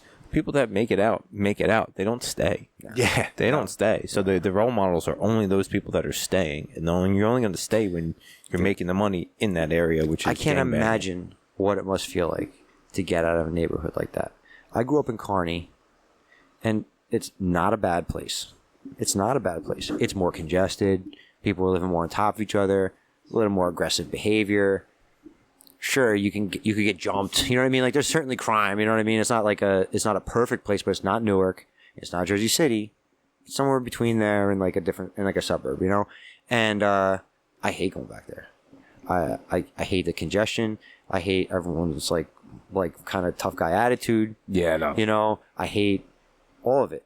And I moved 45 minutes away or 40 minutes away. You know what I mean? Like, and so I can't imagine what it must feel like to get out of like a really bad neighborhood. Yeah. And not want to ever go back. Not even like to drive through. You know what I'm saying? Because like I had to go for a wake a couple weeks ago and I was like full of anxiety all day. And it's like, I'm not in any physical danger in Kearney or anything like that. Yeah. I don't know why I feel that way, but it was a hectic, weird place to live. I didn't really like it. I didn't dig it. And, the vibe where I am now is way chiller and way cooler, and I'm older now, and man, I'm not looking to run into anybody I used to know. I don't hang out in any bars. You know what I'm saying? So like, what am I doing there? I don't want to be there. But the important thing is the choice, and that's what it always comes back to. You have a choice. We all have a choice. I don't care what any of them say. And when I was watching those things too, they're like, oh, blah blah blah, this and that. It's like, okay, you might be half true there, but then there's people in the comments being like, so and so, I grew up in this part. Thank God I decided to leave. Mm-hmm. Thank God I decided to leave. You have a choice. You got to make that choice. Whatever choice you make, man. Like I said, you made the choice to get out of there. You made the choice not to, for whatever reason, you made that choice, and it's you're better off making it, right? Everyone has a choice. Yeah, you hope everyone has a choice, you know. And people don't have a choice, but yeah, if you have a choice, you can choose where you're gonna live, you know, and you can hopefully choose not to be involved in certain things, right? You can choose to stay on the porch. It's a hard choice, right? But yeah, I don't know, man. Damn, we got to jump right into some deep shit right Yeah, away. man. Right? I love it. What else are we going to talk about? You know what? Three doofuses at the round table. I mean, three wise men. The etiquette. No, but dude, this is why I love having conversations with you, dude. It's a very philosophical, pun intended, philosophical. All right, so we have the BJJ. That was before etiquette. the joint came out. That was before the joint came out. Dude. I love it, dude. Yo, I'm so self-conscious because we're on video now. oh, who cares? It's All legal. right, folks. It's legal. Folks, you're getting a lot from this. I know you are. All right. But now we're going to do something called BJJ Etiquette, folks. If there's anything in there that says don't show up smelling like weed, I'm going to be offended. No. No. Let me just check. Maybe. All right, guys. Here's something I want to say. I'm going to keep this anonymous, okay? Because I made the promise I keep anonymous. There's two people. One put his name in the answer, and the other one he said I could say it. So I'm going to say those two. Everyone else, I'm going to keep you anonymous. Now, it's going to sound redundant when I'm reading these because a lot of these are based off the same premise. But folks who train BJJ, wherever you train, martial arts, wherever you train, there's a reason why I'm going to be very redundant with this, because maybe you should listen if you don't already. Okay. Thankfully, where we train, this I'm is so excited to hear what's coming up. And you know what? The whole promise is when we say this shit, don't I don't have to read all of them. Just boom, go right in and say what your opinion is. If you agree, if you disagree. Okay. First one of the many that I will be repeating is having great hygiene always. Wash your ass. Literally. Yeah. Toenails, fingernails. Stop wearing cologne and perfume. Mm-hmm. This is another person, and this person did 3 responses. So these next 3 responses I'm going to say in a row. Stop wearing cologne and perfume. Black belts shower first and work your way down. Everyone gets 5 minutes. That's our shower etiquette. Afterwards. You don't get a rest round if it forces someone else to take one as well. That's fair. I like that one. Yeah. Don't ruin other people's training. Let me take that. Yeah. Yes, but there's certain situations where if you need to break, you need to. There's been times where I almost threw up on the mat. I'm fucking sitting out. There's times where I came back after not training for a while and I was just dead, and it was physically I should not have rolled another round. Mm-hmm. I don't have an issue with that. Yeah, no. But if you're just taking a rest round, then take a rest round now. No, there are people that train and they just take rest rounds, you know? Yeah. And it's like, listen, man. I mean, look. No, don't do it unless you have to do it, right? Yeah. I mean, we're not talking about like hard rules. We're talking about etiquette. Yeah. Right? Okay. Yes. So if you need a rest round, just say flow roll. If you need a rest round, right? There's just make sure you need a rest round. Or make sure you need it. Exactly. Make sure you need it, man. Or if you need it, then fine. It's like the kids ask me all the time in the middle of class, "Can I go to the bathroom?" It's like you can go to the bathroom right now if you need to. But if you can wait a minute, we're going to finish the warm-up now, or a drink, right? Yeah. If you're dying, go get a drink, right? I'm not going to tell a little kid they can't fucking get a drink, right? But I'm not going to tell a person who's fucking hyperventilating that they can't take a restroom. Yeah, no, but if you can flow, let's go. No, but you know what I mean? Like, 100%. Because this other guy's going to have to sit, right? And sometimes, let's be real, both people are more than happy to fucking sit sometimes. Dude, and like I said, like if you really do need to take it slow, like there have been times where I've come in, I'm like, yo, dude, I just came back from something, or yo, dude, this round, like, only go with me if you're fine. Like, if you want a hard round right now, or I was like, do not go with me. And there've been times people are like, all right, cool, thanks, and went with someone else. But you know, just give the heads up. Here's one: clip your nails, clean your gi, and wash your ass. Scott Cooper. Is everyone? I mean, do we have that issue? Well, people not washing their ass. I mean, look, I've gotten scratched a few times. That sucks. Okay. I'm also sure that I've been not intentionally, and a person who might have scratched someone once or twice, and I try to be totally on top of that. You know what I mean? But if you're gonna train jiu-jitsu for 10 years, and you've got fucking kids, and you've got a business, and you got all these fucking things, there might be one day where you show up. You should, do your best to be on top of that, though. You know what I mean? Yeah. Well, I have a nail clipper in all my cars. It's smart. But I feel like when you first clip your nails, that's when you're the most dangerous. You got to file them. Because I agree. You got you got to file them. Wash your ass is very important because you're. But do we have that problem though? No, I've had a few scratches with my point, but I don't think that's like a problem. Every once in a while, we've had people come through where they were not staying on top of it. Ashley had to make some posts about some talents. Really? Okay, hold on. Here's one that really gets me. Clean your gi. The fact that any of these with hygiene need to be said is ridiculous, but clean your gi. The first thing you do when you come home from jiu-jitsu, folks, the first thing that you should be doing, first thing you should be doing, you should be going in. I don't know what your house situation, I don't care. Take your fucking gi, rash guard, whatever, put it in the washing machine, put some soap. Dude, I don't care. Everyone's got their ritual. Oh, it's got to be separate the whites and the blacks. Fucking put everything into that wash that needs to be washed with your gi. Right. Put it on cold. Right. Don't even have to do a big wash. Do a quick wash or do a normal wash. Go in the shower and scrub your fucking body. If you are not doing any of that after jiu-jitsu, you shouldn't be able to do jiu-jitsu. That's my opinion. He's looking directly in the camera when he says that. But threateningly. So crushing. People who don't wash your gis is disgusting. Oh yeah.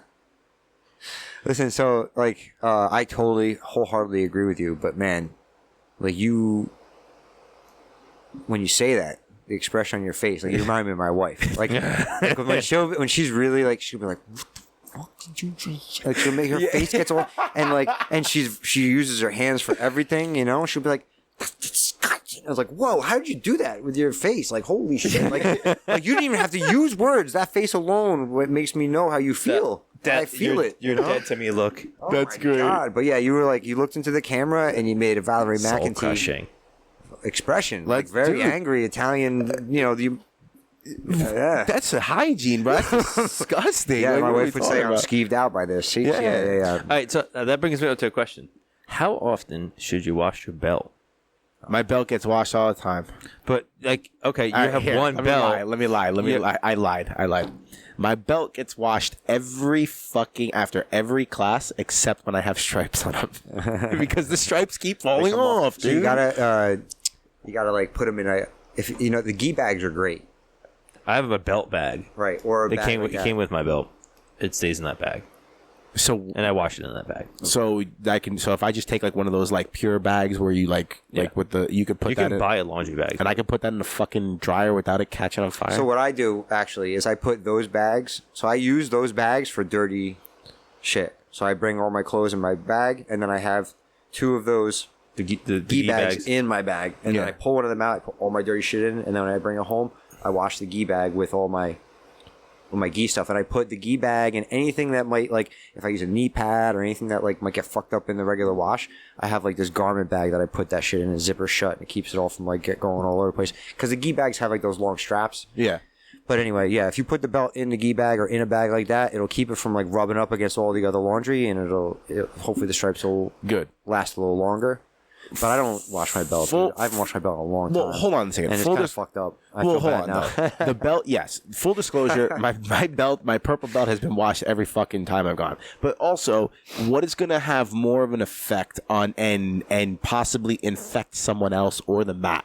Your gi pants and the fucking gi top or the belt? The belt is so small. I mean, yeah, it's not directly on your skin, and most of the time it's not on the other person's skin, so it's less of an issue. But you still should wash. Just definitely I'm wash. gonna go home and wash my belt today. Yeah, I try to do it once a month because the problem is too is like, okay, if you wash your belt, like you have one belt. I mean, unless you're a black belt. Yeah. I mean, some people have multiple belts. I have one brown belt. I've had only one belt for all of them. Yeah, I'm not gonna like. So it kind of keeps you out unless you can do a quick wash and a quick dry. Yeah. It's whatever. But I was just curious. No. I don't know what everyone else does, so we should follow up with everyone. How often do you wash your belt? How often do you wash your belt? We should do a poll. This one is a little bit, I know just from the person that wrote it, and this person told me that it was a joke, it was being funny, but it goes into someone else's. This person goes, don't sniff the crack when in reversed guard. And he was like, dude, is that even a position? I'm like, no, dude, but I'm going to say it because it makes no sense. Don't sniff the crack when in reversed guard. So don't do that, folks. Don't be sniffing the crack. Don't be a perv. But then here's someone else's that you guys might know. Don't be a creep. No, I said that. Yep, you said that. That's why I said Don't that. be a fucking Don't creep. be a creep. Don't only roll with the fucking girls at the gym, you fucking weirdos. Don't go out of your way to only roll with girls at the gym. Yeah, that's a little weird there. And don't breathe in people's ears like, Who the fuck breathes in people happening? do it. Oh my God, it's disgusting. Yeah, That's well, disgusting. so my wife doesn't train, right? Yeah. But I'm sure you get all the good stories Oh, yeah. from your wife, not only from her, From the girl and chat? the girls that, Yeah, So, oh, things that I'm totally unaware of. But yeah, I I'm could tell sure you the it's whole list. fucking- I'm not going to blast people's shit on public unless it's needed. But we have enough mat enforcers. We talked about this last week with Tiz about I like mat the enforcers. perspective on that. Yeah. I liked how she felt like she was safe and people were watching her. But I'm sorry, go ahead. Yeah, but no, there's a handful of people that our gym's luckily is pretty good, but there's a handful of people that push limits sometimes. Luckily, nothing seriously actually pushing limits with the people at our gym. But some people are just like you're toting with the line of being a little. You're at the line of maybe you're being a little creepy. Yeah, for sure. This next person, the next two I'm about to read one by one is the same person. I don't know what this first one is. I think I may know what it is. Maybe it says easier than what I'm thinking. But stop doing 3, 4, 5 live rounds in advance. It's the gayest shit I've ever seen on the mat, maybe ever. 3, 4, 5. Like lining them up. Like I'm going with this guy, this guy, this guy, this guy. Oh, well, okay. You're round 2, you're round 3, you're yeah, round 4. all right. Well, I'm definitely that guy because I'm not a fan of that either. But people always are asking me Yes. to roll, which is awesome. Like I'm so happy that people want to ask me to roll. I'm not complaining. But if you ask me to roll and I have a guy, I'm like, oh, I got him. And then people are like, well, how about the next one? I'm like, okay, so That's now what I'm like, saying. Now I'm like, okay, and then they're like, you're 4B, 4B, and 5 if we got one, right? Yeah. Like, how many times have I been like 5? You're the 5th if we have 5, right? I mean, even you and I have done that. It's usually I don't us. I don't Yeah. like that. I No, hate I don't it. like that at all. But like, you almost get forced into that situation because like I hate when people are like, bro, you said we're gonna roll, and now we're gonna. I'm like, dude, I'm sorry. Yeah. I'm sorry. I've been training at the same place for 10 years. All my friends are here. I don't have any friends who aren't here right now. You know what I'm saying? Like, so like, this is like a wedding for me. You know what I mean? It's like, this is like my best friend's wedding and everyone's here. Like every time I come to a Thursday night class, people are like, I haven't seen you in a month. Like, yeah, of course. I want to, right? no, So- and that's definitely like what And I that meant by speaks it. to how good of a person Phil is and No. how good of a role he is. No. I think I'm like I said. I think it's awesome, and I think it's more because of like I've known people for a long time, and I'm not saying anything. Yeah, about but it, there's you a lot of know? people that I know at the gym for a long time too, and there's some right, people I'll roll with, and I'll some accept people I your won't. compliment, sir. Thank you. I appreciate it. Yeah. It's difficult for me to do. Yes, I understand, but yes. All right, go on. Sorry. No, that was good. Physically getting sick over a compliment. All right, go ahead. Come on. Men, I gotta let it go. same person. Men use 50% of strength and pressure emphasized on women. Yeah. Is that written by a woman or written by a man? Men by men. Is he directing people that they should use 50% of it, or that they do and he doesn't like it? That's a good question. I'm asking. I just don't know how it's No, written. because this person would have said men who use, so it's men use 50% of strength. It's a direction. It's a direction. That's an yeah. Agree. Strong yeah, agree. Yeah. Yeah. I think that's a a generic way of wording it. Yeah. A very simple way. It's, just in those situations, if I have to use, like, I don't want to say effort, but like if I have to put a lot of effort into moving an arm or a leg or something, I'm not, just use your fucking technique. Sometimes a move requires some strength. Like if you're doing a Kimura grip, you can't just like, you have to put effort into it. Like they're resisting with an arm. Right. Like it doesn't matter how big or small, they're still resisting. And it's like you need to put some effort sometimes behind it. But that doesn't mean you fucking crank. That doesn't mean you use your whole strength. But there's a balance to that. And until you can figure out the balance, 50% is at most. I mean, if you're being mounted and you're just like throwing someone off of you, like you're using too much strength. If you're, if someone's using a 2-on-1 technique against your arm, but you're so much bigger than them that you could just roll them over. Yeah. You're not learning jiu-jitsu, brother. Yeah. You're not. You're playing with your kids, and like that's not what you're here for. Yeah. It's not what you're here for. Absolutely not. Yeah, there are people in the gym who, like, I rolled with a guy. I think it was on Monday. Yeah, it was in the gi. Monday morning at Pure. He had 100 pounds on me. Yeah. What am I gonna do? Yeah. What am I gonna do? He wasn't a dick. We had a great round. Yeah. You know what I mean? We have a good round. We're in a lot of positions. If there's anything for him to learn from me, he's gonna have to chill out, right? And if you are showing up, and I'm not saying I have anything to teach this guy at all, but I'm saying if there is, right? The only way you're ever gonna see it is if we get a chance to get there, right? Yeah. Yeah. Play the chess game. Right. Don't make it a bodybuilding competition. Why are you here? Right? Yeah. Some people are here to fight. Some people are here to learn jiu-jitsu. Right? I'm here to learn jiu-jitsu. I'm here to learn how to fight so that if I ever have to really fight, right? Like, and I mean, look, I like the mentality of my brother says there are people who are his rivals, right? And he means that as a term of respect. You're a rival, right? You're a rival. When we go, we're going. Yep. Yeah. We 100%. roll, right? If I can get my A game against you, you're going to feel my A game, and same for you, right? And vice versa for both of you, right? Yeah. Cool. Absolutely. Right? 100%. Rivals. Full respect. You're going to get a hard roll, right? If I can beat you by being faster that day, then, because I ate a better breakfast, then I'm going to beat you that day, and I'm going to take advantage of that, right? But then you're going to have people that, you outrank by a lot or that you can easily beat. And I feel like at that point, it's like, what are you trying to do here, right? What are you here for? Are you here to beat people up and be a dick? No. I mean, like use technique. Beat him, win. But do it with technique. Yeah. Right? Sharpen up your technique. There's other mentalities like, I'm going to let this person look to pass, and I'm going to work on a new system that I don't really fuck with. I don't fuck with reverse Delihiva a lot. I'm going to work from reverse Delihiva. And if I eat shit, then so what? I'm a brown belt. He's a white belt. I should be able to get out of side control and get my card back. If I can't, then fuck me, right? Then Play and explore. And then sometimes when you're doing that, you get caught. Right. Because you learned.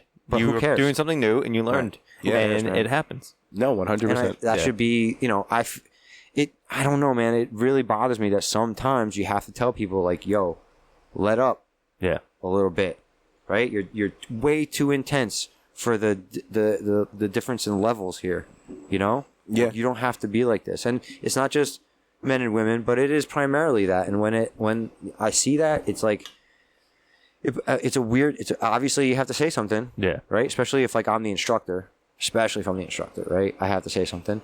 But then it's like, it's a weird spot. It always feels, I'm sure that it's appreciated, right? But it's also like, are you, I don't know, you're stepping in on their behalf. Do they want you to? Right? Are they, so it's like, I don't know. Yeah. So it's like, you have to make a judgment call and get in there. And I feel like, why do I have to do that? Like the person who's doing this should so clearly be able to, have a governor on what they're doing. Yeah. And it should be so obvious to them that this is way too intense. Some people just don't have the social cues. Yeah. Some people just are oblivious to even what's going on. Yeah. I do appreciate though you saying like, am I speaking for them? It's out of turn.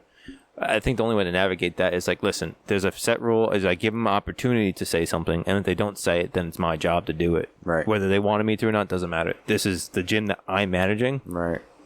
If you felt like you needed to do that, Right. and I didn't give you enough time, you can tell me after. But it's Like you're I've said it responsible for the before. mats ultimately. Like I've said it before, and I've had the lady and say, oh no, it's okay. You know what I mean? Yeah. Like, oh no, we were, and it's like, and I realized that like, okay, they were like purposely like, frustrating this person and forcing them to get into this, and they would really have tough rounds all the time, maybe, and they're friends, they were in high school together or some shit. Like, I don't know. Yeah. I don't know all the time. And so, but yeah, you have to err on the side of caution. And it sucks that exists, dude. Like, I'm always caught off guard by it. Yeah. Yeah. And I'm always like, what the fuck?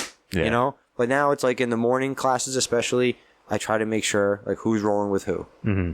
You know, because I've been kind of like regretful in the past because I didn't, because I wasn't paying attention, because I assumed everyone was cool and something was going on right behind me, and I turn around and it's like, what the fuck, dude? Stop right now. You know what I mean? Like, and it's like, holy shit, dude. And I gotta say, I could talk all the shit I want to talk right now about this, right? When I was but like some perspective, right? And let's go back in time. I was a white belt, and I used to go to Friday noon class at the old gym on, was it Ford Road or Ford Ave? I can't remember. Yeah, Pure 1.0.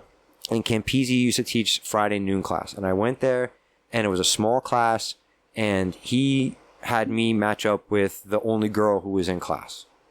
And as a white belt, I don't know what I was thinking. Like I've said this 100 times before. I was a fucking idiot. I was such an idiot. My whole mentality to training, like, and just like everything about like what I thought. I don't know. I can't imagine. Like, I'm so happy my wife stuck around and just gave me the chance to be a better person and a better husband, because I'm trying my best. But like, God, she had the patience of a saint. And he bashed me up with this girl, and I was scared to death. I was scared to death that I was gonna look like an asshole in front of Campese.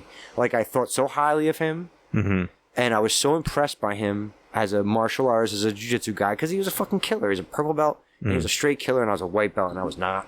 You know what I mean? Like, I was just like terrible and spazzy and fat. Like, you know what I mean? Like, just starting.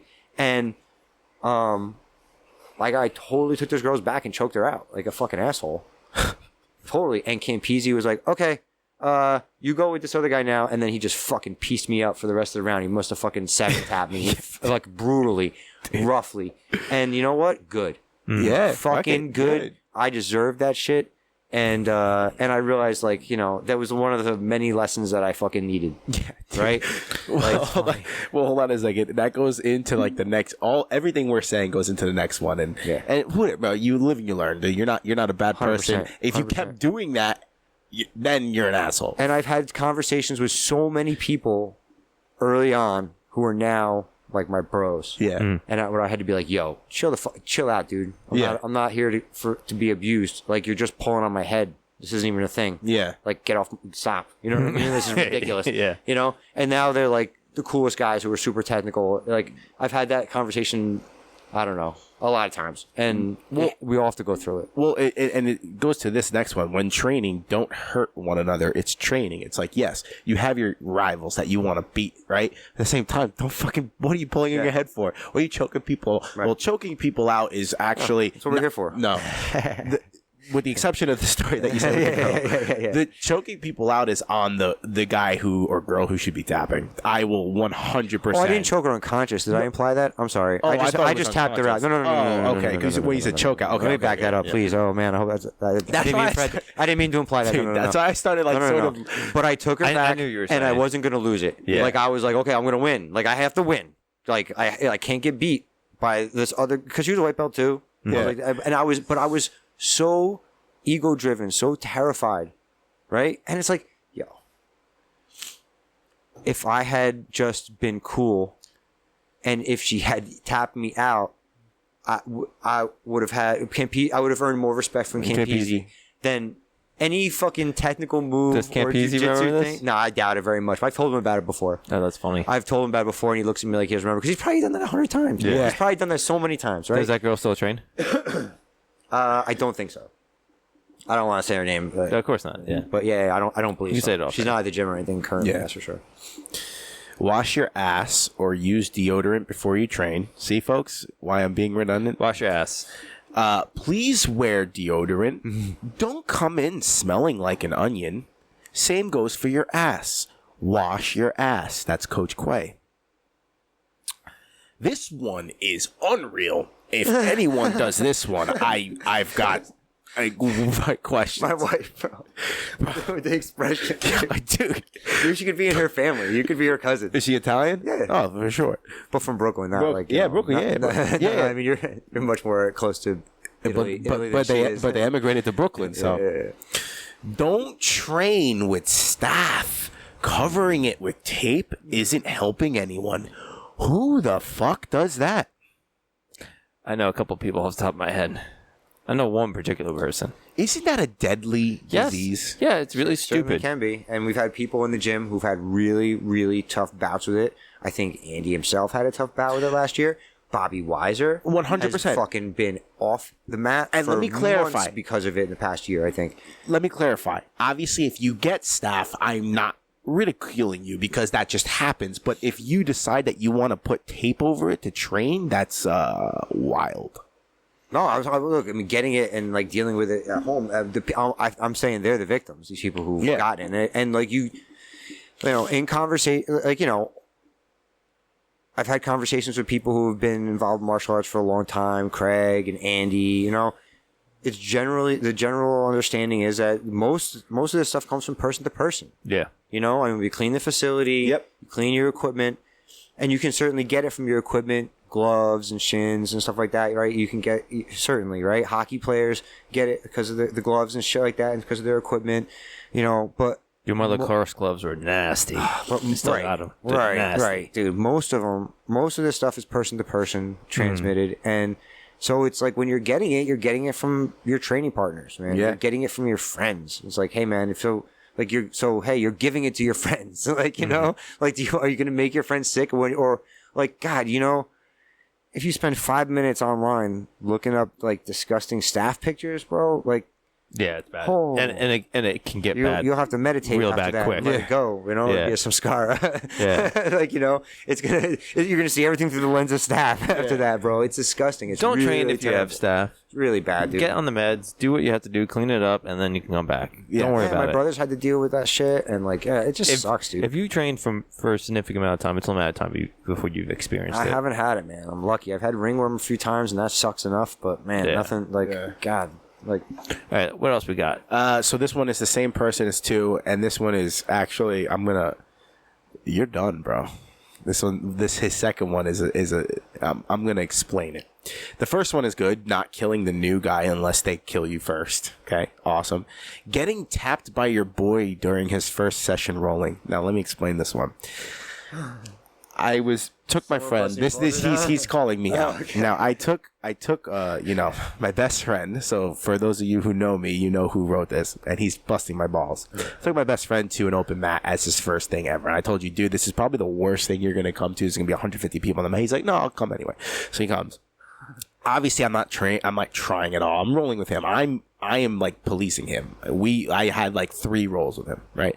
And every time I wasn't trying, but also he likes to talk a lot of shit, as you see. So I tapped him out. Now he even laughs. He's like, dude, you weren't putting any force. It's like, yeah, I'm not going to fucking kill you, dude. Like, you know. It's that balance of strength. So now at one point, by the third time, I had already known, like, all right, let's like teach him something. So he starts passing my guard. I'm letting him pass my guard. And then he gets into it. He's like, all right, how do I do the Americana? I was like, no, watch. Get into side control. All right, cool. All right.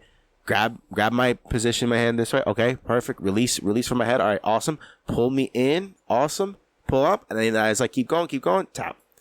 He's like, oh, awesome. That's how you do the Americana. Every time I see him, how's your elbow, bro? How's your shoulder? I tapped you out, bro, and I'm just like, all right, dude. This sounds an awful lot like those stories where someone gets your back and like they're about to submit you, and you start like coaching the moves. Is that what really happened, bro? No, don't feed him the fire, dude. You're done, bro. I'm getting it. Dude, I'm guilty of doing that if people get me in the arm triangle. Yes, but you almost got it. You gotta go here. If I ever do that, I always tell people like, all right, you got me. Yeah, but let me help you. Yeah, you know that's what I try to do. I like, because if it's someone who's like squeezing my head, it's like, all right, this sucks. Like I'm gonna tap, but like you won't tap. You're not gonna tap this guy with that or that guy. You're not training to beat me. Let me fine tune it so you can get it in any situation. You're training to be someone much better than me, hopefully. Yeah. Right? Yes. So that's the goal. That's good. That's a good one. For me, so this is more of a Muay Thai one or MMA, but this was a good one. For me personally, touching gloves and thanking my partner for sparring with me at the end of the round. Yeah, touching gloves, doing the slap, Show respect. slap on. Show respect. I like that. Don't not show respect unless it's deserved. Yes. I've only one time not shaken someone's hand after rolling. One time, and I'm sure that they deserved the it. guy was a fucking. It was the only time I went to the Saturday morning class. The only time. And I rolled with this guy, and he was a fucking jerk off. He was a fucking asshole. I started wrist locking like crazy. I was doing all the douchey moves. Fuck you, dude. Dude, the guy had God at in least, him though. the guy had at least 30 pounds on me, and he was just rolling like a fucking asshole. I was like, fuck you. And then I got up and walked away. Nice. I couldn't tell you who the guy was anymore. I don't know. I don't remember what he looks like. I just remember the fuck you. Do you know how long ago it was? Like, was it in the past like calendar year or? It was like 3 months ago. I think I know. Maybe 4 months I ago. know who you're talking about. I think he's my friend. Oh, your friend's an asshole then. Oh, Well, that Listen, both those things can be true. Listen, like if you know who it is, then you I know that you wouldn't disagree with me. I don't know. I mean, all right. Here's one. Cut your nails. Folks, what the fuck Yeah, is that's a wrong with you? problem. No. Cut your All nails right, so it doesn't look like I got attacked by a cat. are you not? You guys aren't nervous people. Just bite your nails, bro. Dude, hold on a second. I'm going to come in from a guy's perspective, okay? Right? Because we were talking about, relationships and guys, all they want, like a nice... Bro, women will look at that shit. Oh, yeah. And you're walking around looking like fucking, I don't know, the witch from Hansel and Gretel with the nails. That's not attractive. Just cut your damn nails. But all right. We talked about this a little before. When you cut your nails, though, you have to file them down if you're going to be training that day. You have to. Because when you cut your nails, they have a sharp edge to them. Oh, they're not rounded when over. I cut my nail, I don't cut my nails before. I found weird. I don't cut my nails the day I train. No, I mean, if you do them the day you train, you have to file them. You have to, yeah. And that's Especially why I if don't do it the day I train, people will because- train, you have to file them. Yeah. Because they have it's like cutting a piece of metal. It has a sharp edge. You have to file it down. It's worse. Yeah. You're better off not cutting your nails than Yeah. cutting your nails and not filing them. Yeah. So So if do you both. do cut your nails File them. the day of training, file them. Yeah, and dude, have some pride in the way you fucking look. All right. These next three are from the same person. And it's all it's more so striking related, but for a public Muay Thai class, spar at the slowest person's pace. That is absolutely done with jiu-jitsu too. Basically what he's saying there is if you don't know who your sparring partner is and this person comes out in a slow pace, don't wreck them Like a flurry. Yeah, don't throw a head kick. Elbows, Unless it's Magone. yeah. I got a head kick before, dude, by a pro fighter, and I was not knowing what was going on. Elbows without an elbow pad is a no-no. That's true. It's just me. Oh, this is what this person's saying. It's just me. I personally hate it when someone covers my mouth during a roll. Yeah, well, I mean, that's not a... I only do that when thing I'm to fucking do. with my buddy. Right. That's it. If it's a friend and I'm fucking around, then it's one thing. But you don't... Unless you guys have anything more to say about that last one, I wanted to back up, though, and ask you a question about... Okay, what's up? About the previous thing, like the end of the roll, right? Like, they're saying show respect, at the end of the roll, there's you get this cool moment, right? To be thank the person for the roll, right? Sometimes you get to give them some feedback, hey man, you hit this twice, that was fucking awesome. You know what I mean? You can ask sometimes what was I doing wrong here, or what was that, right? That's this cool space of time, this in between where you get to have this personal moment, and just sometimes be grateful. Thank you so much for the tough round, or hey man, I haven't seen you in forever. It's great to see you. I don't know how you feel about that, right? Like this, and it kind of goes into something else that I wanted to kind of talk about. This whole, I keep seeing these things lately, especially. Everyone's talking about this ecological training versus drilling, I guess, the moves, and there's all this talk about what's the most efficient use of time and learning. And then I saw a post the other day by a local guy who's famous nationally. I don't want to say his name exactly, but you may have seen it, where it's open mats are a waste of time. I've realized that going to these open mats is a waste of time. And it's I don't know, man, I love to grapple, And so, like, when I go to open mat, I get, like, if I liked to skateboard, I would go to the skate park and I would just fuck around. And if I didn't learn anything that day and I just skated, I'd be like, yo, I had a great day. And it's the same thing with jiu-jitsu. I love to grapple, right? So, like, if we were, like, in the backyard grilling and, like, you grabbed me, like, we'd fall to the ground and grapple for 10 minutes, I'd be like, that wasn't a waste of time. That was fucking fun. Yeah, it was fun. That was fun as fuck. To Like, me, we had a great time. To me, that is the It's the reason for it, I ignorant feel. and selfish mindset is that your path is the only path. No, fuck you. Right. Fuck you. Right. Because I don't Okay. compete, I'm not really doing what I'm supposed to. No, fuck you. Open mats are not competition class. Beginner class are not competition class. Right. Like, there's time and place for everything. That is a jiu-jitsu open mat. That is for everyone to come and hang out because it's a holiday. Or the gym's closed down, or whatever the case may be. But usually it's to be around the holidays. Yo, if you It's got to people drill for getting 90 minutes, there's another mat on the other side. Grab some other psychos and go fucking bang your head against the wall for 90 minutes and feel like you learned something today. Yeah, no, fuck you that, know, it's dude. like, dude, I mean, come on, bro. Yeah. You know, right? Yeah, I mean, fuck I feel like the social part of it is just as valid, maybe more valid, more important It's to the community yeah. that we have there than like we love our fighters. We love the dudes that compete. We support them, right? I like to compete. Fucking competing's fun, but that's not it, man. Yeah. That's not it. And I feel like this mentality of like, you know, no dogs on the mat, bro. You know, and like fucking don't talk to me. Don't come to Don't Pure. talk to me in between Don't come to rounds, Pure, and you know we have a quiet, no music. You know, Bro, get the fuck out of here. No, I like Fuck to off. answer your question. I'm here I for do a good like time, bro. You know? I do like the after roll chats. They're nice. I like them. They're good. Like that's part of the community. No, don't talk to me after a roll. All right, bro. I think Suck a dick. I think I figured out who you were talking about. I had someone else in mind. You're gonna first. have to tell me offline because I don't know. Well, this dude cuts his nails, so Yes, ma'am. Yes, sir. When talking to an instructor, personal preference. I'm not saying that to any of I ours. prefer master. Yeah, master. I mean, but look, this person is the person who said this. I can see why they said it. They are a very respectful person. It doesn't not make you respectful. You don't say it, but I personally wouldn't. I don't think it's insulting if you don't. Yeah, I don't think it's. If you want to do that, that's fine. But it's everyone, coach, whatever you want to call them. Just show them a version of respect. Yeah.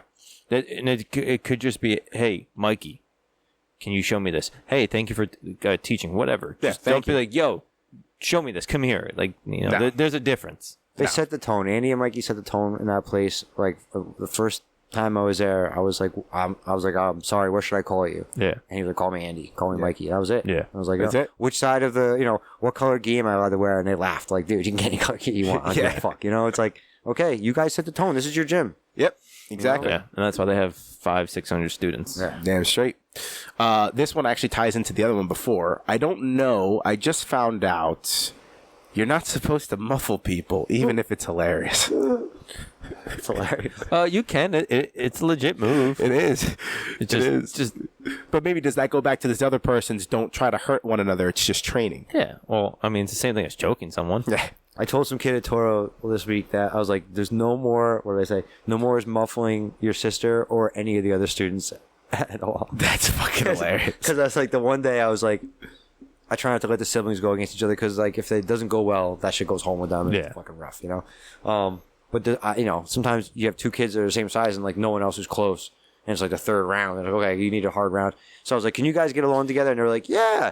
And then like 2 minutes later, she's crying. And I was like, what'd you do? And he goes, I mother's milked her. Oh no, the mother's I milk. muffled her. And then, then I said something to the dad about it. I was like, oh man, the other day when he did this to his sister, and he's like, yeah, I shouldn't have showed him that. And I was like, you showed him that? What the fuck, bro? I was like, no. No more. Yeah. That's funny as shit, dude. Mother's milk, bro. I'm gonna keep my mouth shut on that one because there's. I'll tell you. Cut your dang nails, please, folks. Just fucking cut your nails. I mean, that's just gonna be recurring. Yeah, no, but there's a reason why I'm fucking saying all this shit, folks. Like, hit it. These all came from you. Yeah. No one really actually. I'm the one who's just. This one's an interesting one, and I do agree with it. But then I want to actually respect black belts. That's all they said. Obviously, how about respect everyone? But yes, respect black belts. I see what they mean. Where if you're rolling and there's a black belt rolling and you're approaching someone, and you're the lower belt, you should move. I do agree with that. Respect black belts like that. So I agree with that 100%. But there's some people that push limits of, and they just get super arrogant. It's like, yo, get the fuck out of my way kind of shit. It's like, yeah, no. Represent the black belt. Don't be a fucking dick. Don't be a douche about it. Yeah. You know, obviously there's people that like, yo, man, like if they keep doing it and they're doing it on purpose, whatever, that's what I'm just saying. There's some people that push the limits the other direction where some black belts, you really not so much at our gym, but I've had some experiences like, yo, you're being a dick for no fucking reason. Yeah, absolutely. Yeah, I feel like, and honestly, I feel like most of the upper ranks would be fine with even deferring to the people sparring next to them, rolling next to them, if they saw that they were into like the heat of exchange or a scramble, let's say. During the when I'm scramble, just getting started, I'd be like, okay, let's go over here. Yeah. I've seen Mikey do that a bunch of times. That's a really good like, point. Dude, that happens all the fucking time. Like, if you're in a scramble, that's fine. Right. But then you're not always in the scramble. I've been in fucking positions where I'm rolling with, say, Joe and I are rolling. We're brown and purple belt. And there's 2 blue belts that just keep pushing into our fucking space. And like, okay, we're no fucking, like, if you keep moving, move back to where you were. There's no reason why you have 4 minutes later, you're telling me there was no point where you had a slight break to go back to where you were. And sometimes things happen, you're constantly moving. It's fine. But there's a lot of times people are just like, I don't give a fuck. Or they're just oblivious. Yeah. Show respect to other people. In general, right. Try to respect, other people. If you have a chance to take a break because you're on top of someone and they're in the middle of something, that's a good chance for you to move. If you're in closed guard doing nothing and they're, going buck wild, you can slide over a little bit. You have an opportunity, Obviously, don't step on, if Andrew Tackett and Mikey are rolling, like, get the fuck out of the way. You know what I mean? Like, what are you doing within 10 feet of them? That's ridiculous. You know what I mean? And no one's asking you to do arithmetic.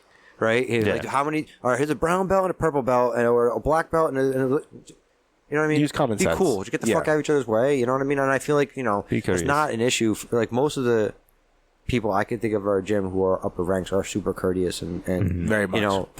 It doesn't become a problem, but it is annoying sometimes. And I feel like it should be said, and people should know, right? In general, that you should get out of the way for a higher rank. Yeah. Right? Just in general.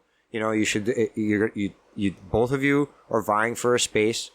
Who do you defer to? You defer to the higher rank. That's the way martial arts works. Right, so let's do do some math here. Okay, 2 brown belts, 2 purple belts. Obvious decision. You move out of the way for the brown belts. Right. Brown belt and white belt, and 2 purple belts in the other group. Brown belt and white belt does not move. The two purple belts need to move because the white belt doesn't know any better. The purple belt should know better. I feel like right. I agree with that, but I also agree that if it was me and I was rolling with the white belt, let's say, and I had an opportunity to move because we were in a stalemate position or like an open guard where I could just scoot over, I would do that. Yes. To allow these people to have a good round, because I feel like I want them to have a good round, right? That round's more likely to move. And I know you pointed about this before, but like, just because you're the higher belt and you technically in the etiquette world don't need to move, like you said, like if you can move, like, just move. Like authority doesn't always assert itself. Yeah. You know what I mean? You don't have to.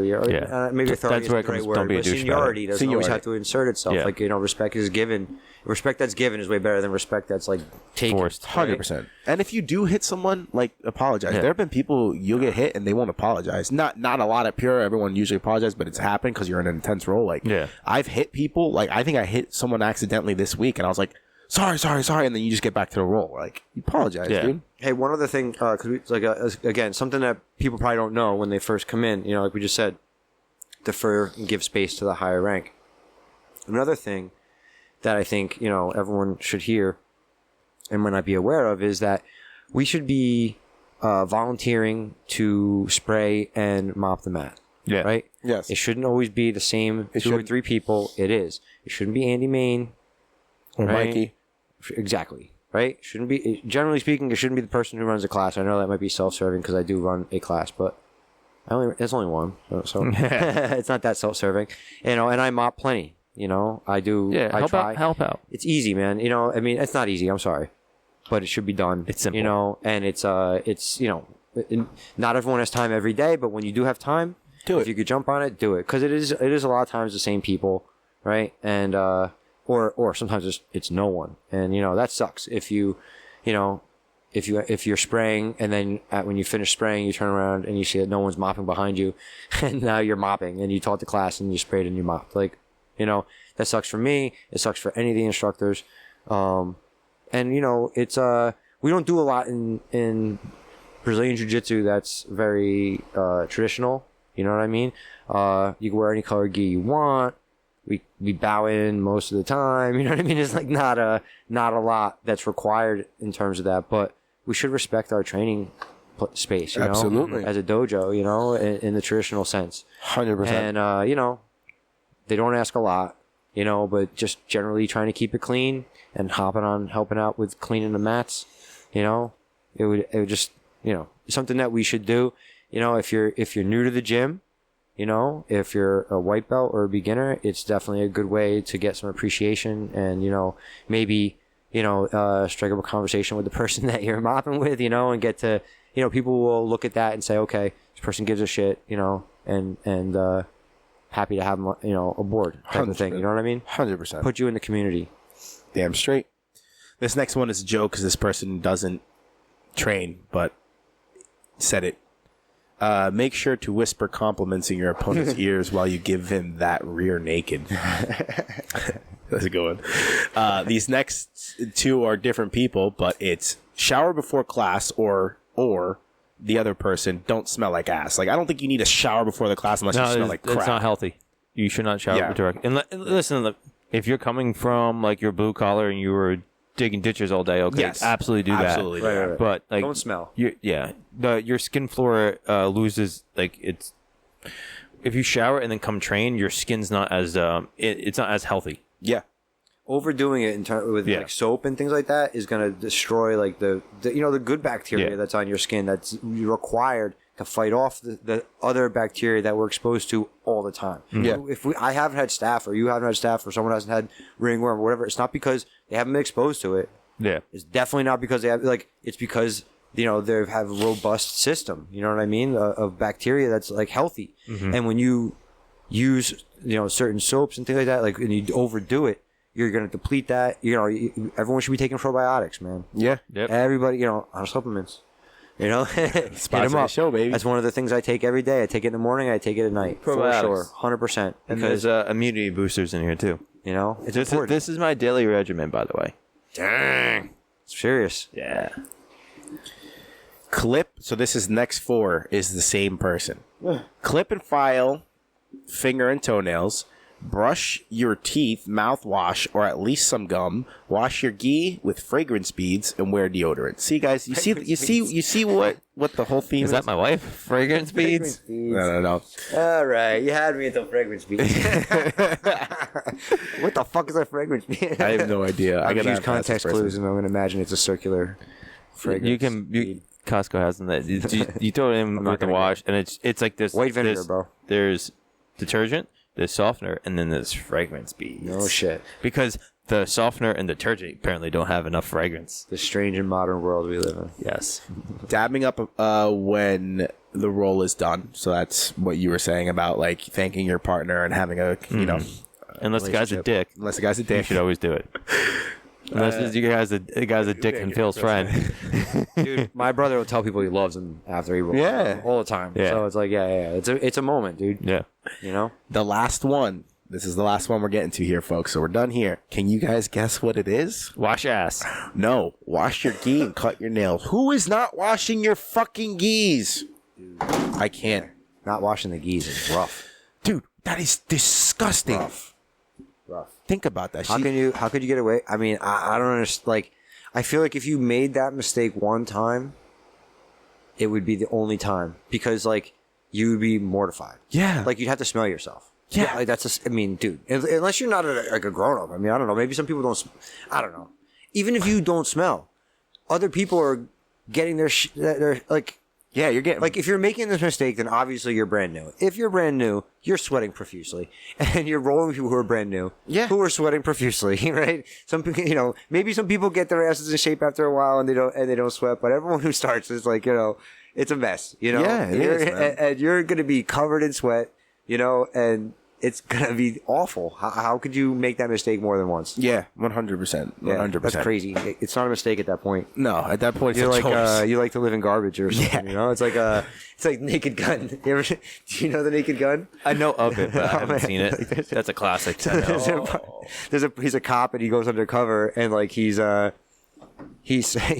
once he finds like the bad guys or he's in trouble, he's supposed to say like I love it, you know. So like that's his like the code word for like the cops to come in and like rescue him, and he's like I've been swimming in raw sewage, I love it. Is that the same like producer as Airplane? Yeah, it was the Okay. same guy, Leslie Nielsen. Yeah, okay. I assume it's the as same soon as you producer. said that, I'm like, that sounds exactly like Airplane. Yeah, that's exactly because that's how I'm saying it like him. Yeah, that's exactly. He's the best. Those movies were so fucking good. Shirley, just don't call me Shirley. Whatever the line is. Anyway, No, you're right. You got it. That's great. I haven't seen that in a long time. Yeah, that's even older though than Naked Gun. I think Naked Gun was a show, and then they made movies, and it was like Naked Gun 1, Naked Gun 2, and then they made like Naked Gun 33 and a third. Dude, this is great.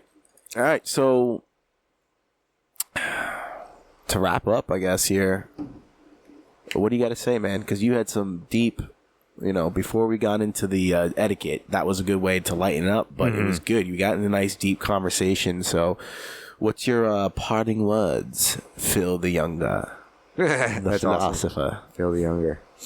I don't have any parting words of wisdom or anything like that, man. No. No, I'm sorry. I should have thought of something. I was listening to Tiz's yesterday, and I was like, Yeah. I should think of something, but I didn't get to. I mean, you said a bunch. What do you want to recap from what you said? What's your takeaways from? Yeah, I think like yeah,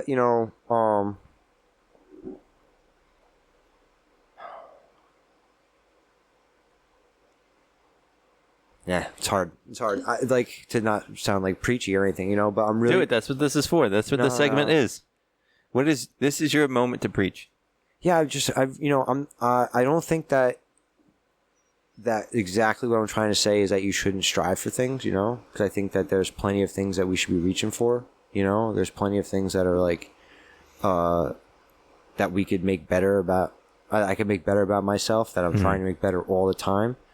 But I'm also trying to just, remember in dodgeball when the guy's like, I try not to have goals because if I had goals, then maybe I wouldn't reach them, So it's like, I just choose not to have them or something like that, It's like, that's my personal philosophy, I think at this point.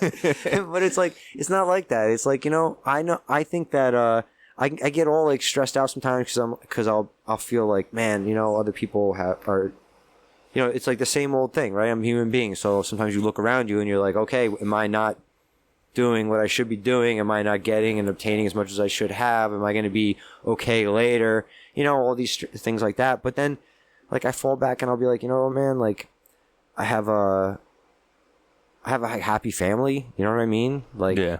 I do things that I love every day. And every day I get to, like, do things for other people. You know what I mean? And, like, I don't know, what else do I really need? Like, I'm good with that, and like, I really am okay. I'm really,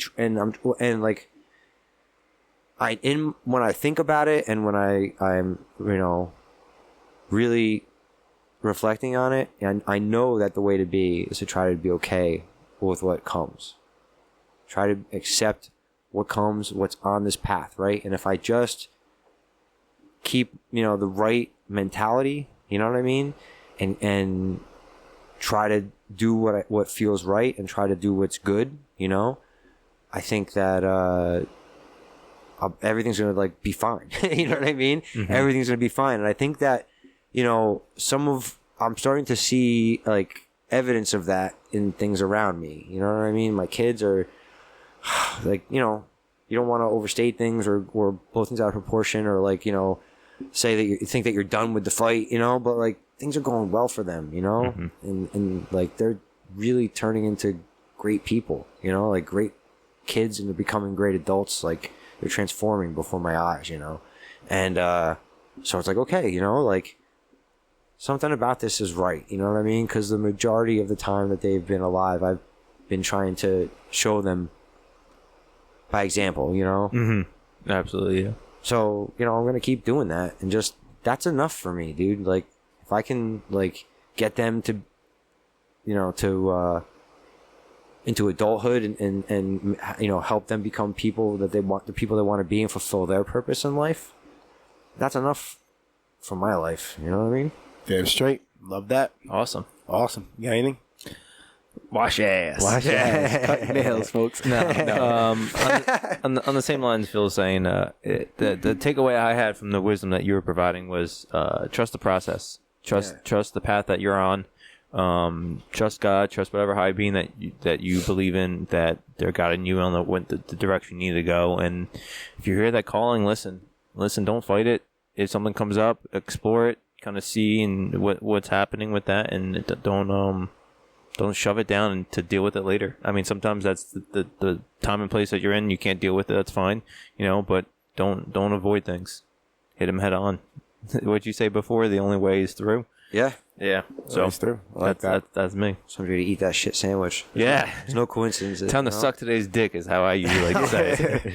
Time to suck today's penne. Oh, I love you Amazing. guys, dude. No, I really want to thank you again for coming on. It's always a great conversation, bro. No, it's fun, Fuck dude. yeah. I love this shit. It's a good therapy session. Hell yeah. Glad we could help. Well, folks, you heard it here. Definitely stay clean. But this podcast, this episode was more than just stay clean, even though you should. It was about having faith. And definitely enjoy talks. Gonna have you back on for a fifth time for sure. You're a recurring guest. You're like the Protect our partners. yeah, You're the secondary co-host. yeah. At this point. But folks, thank you for watching. We'll take it from here. Episode 165. We'll see you next week.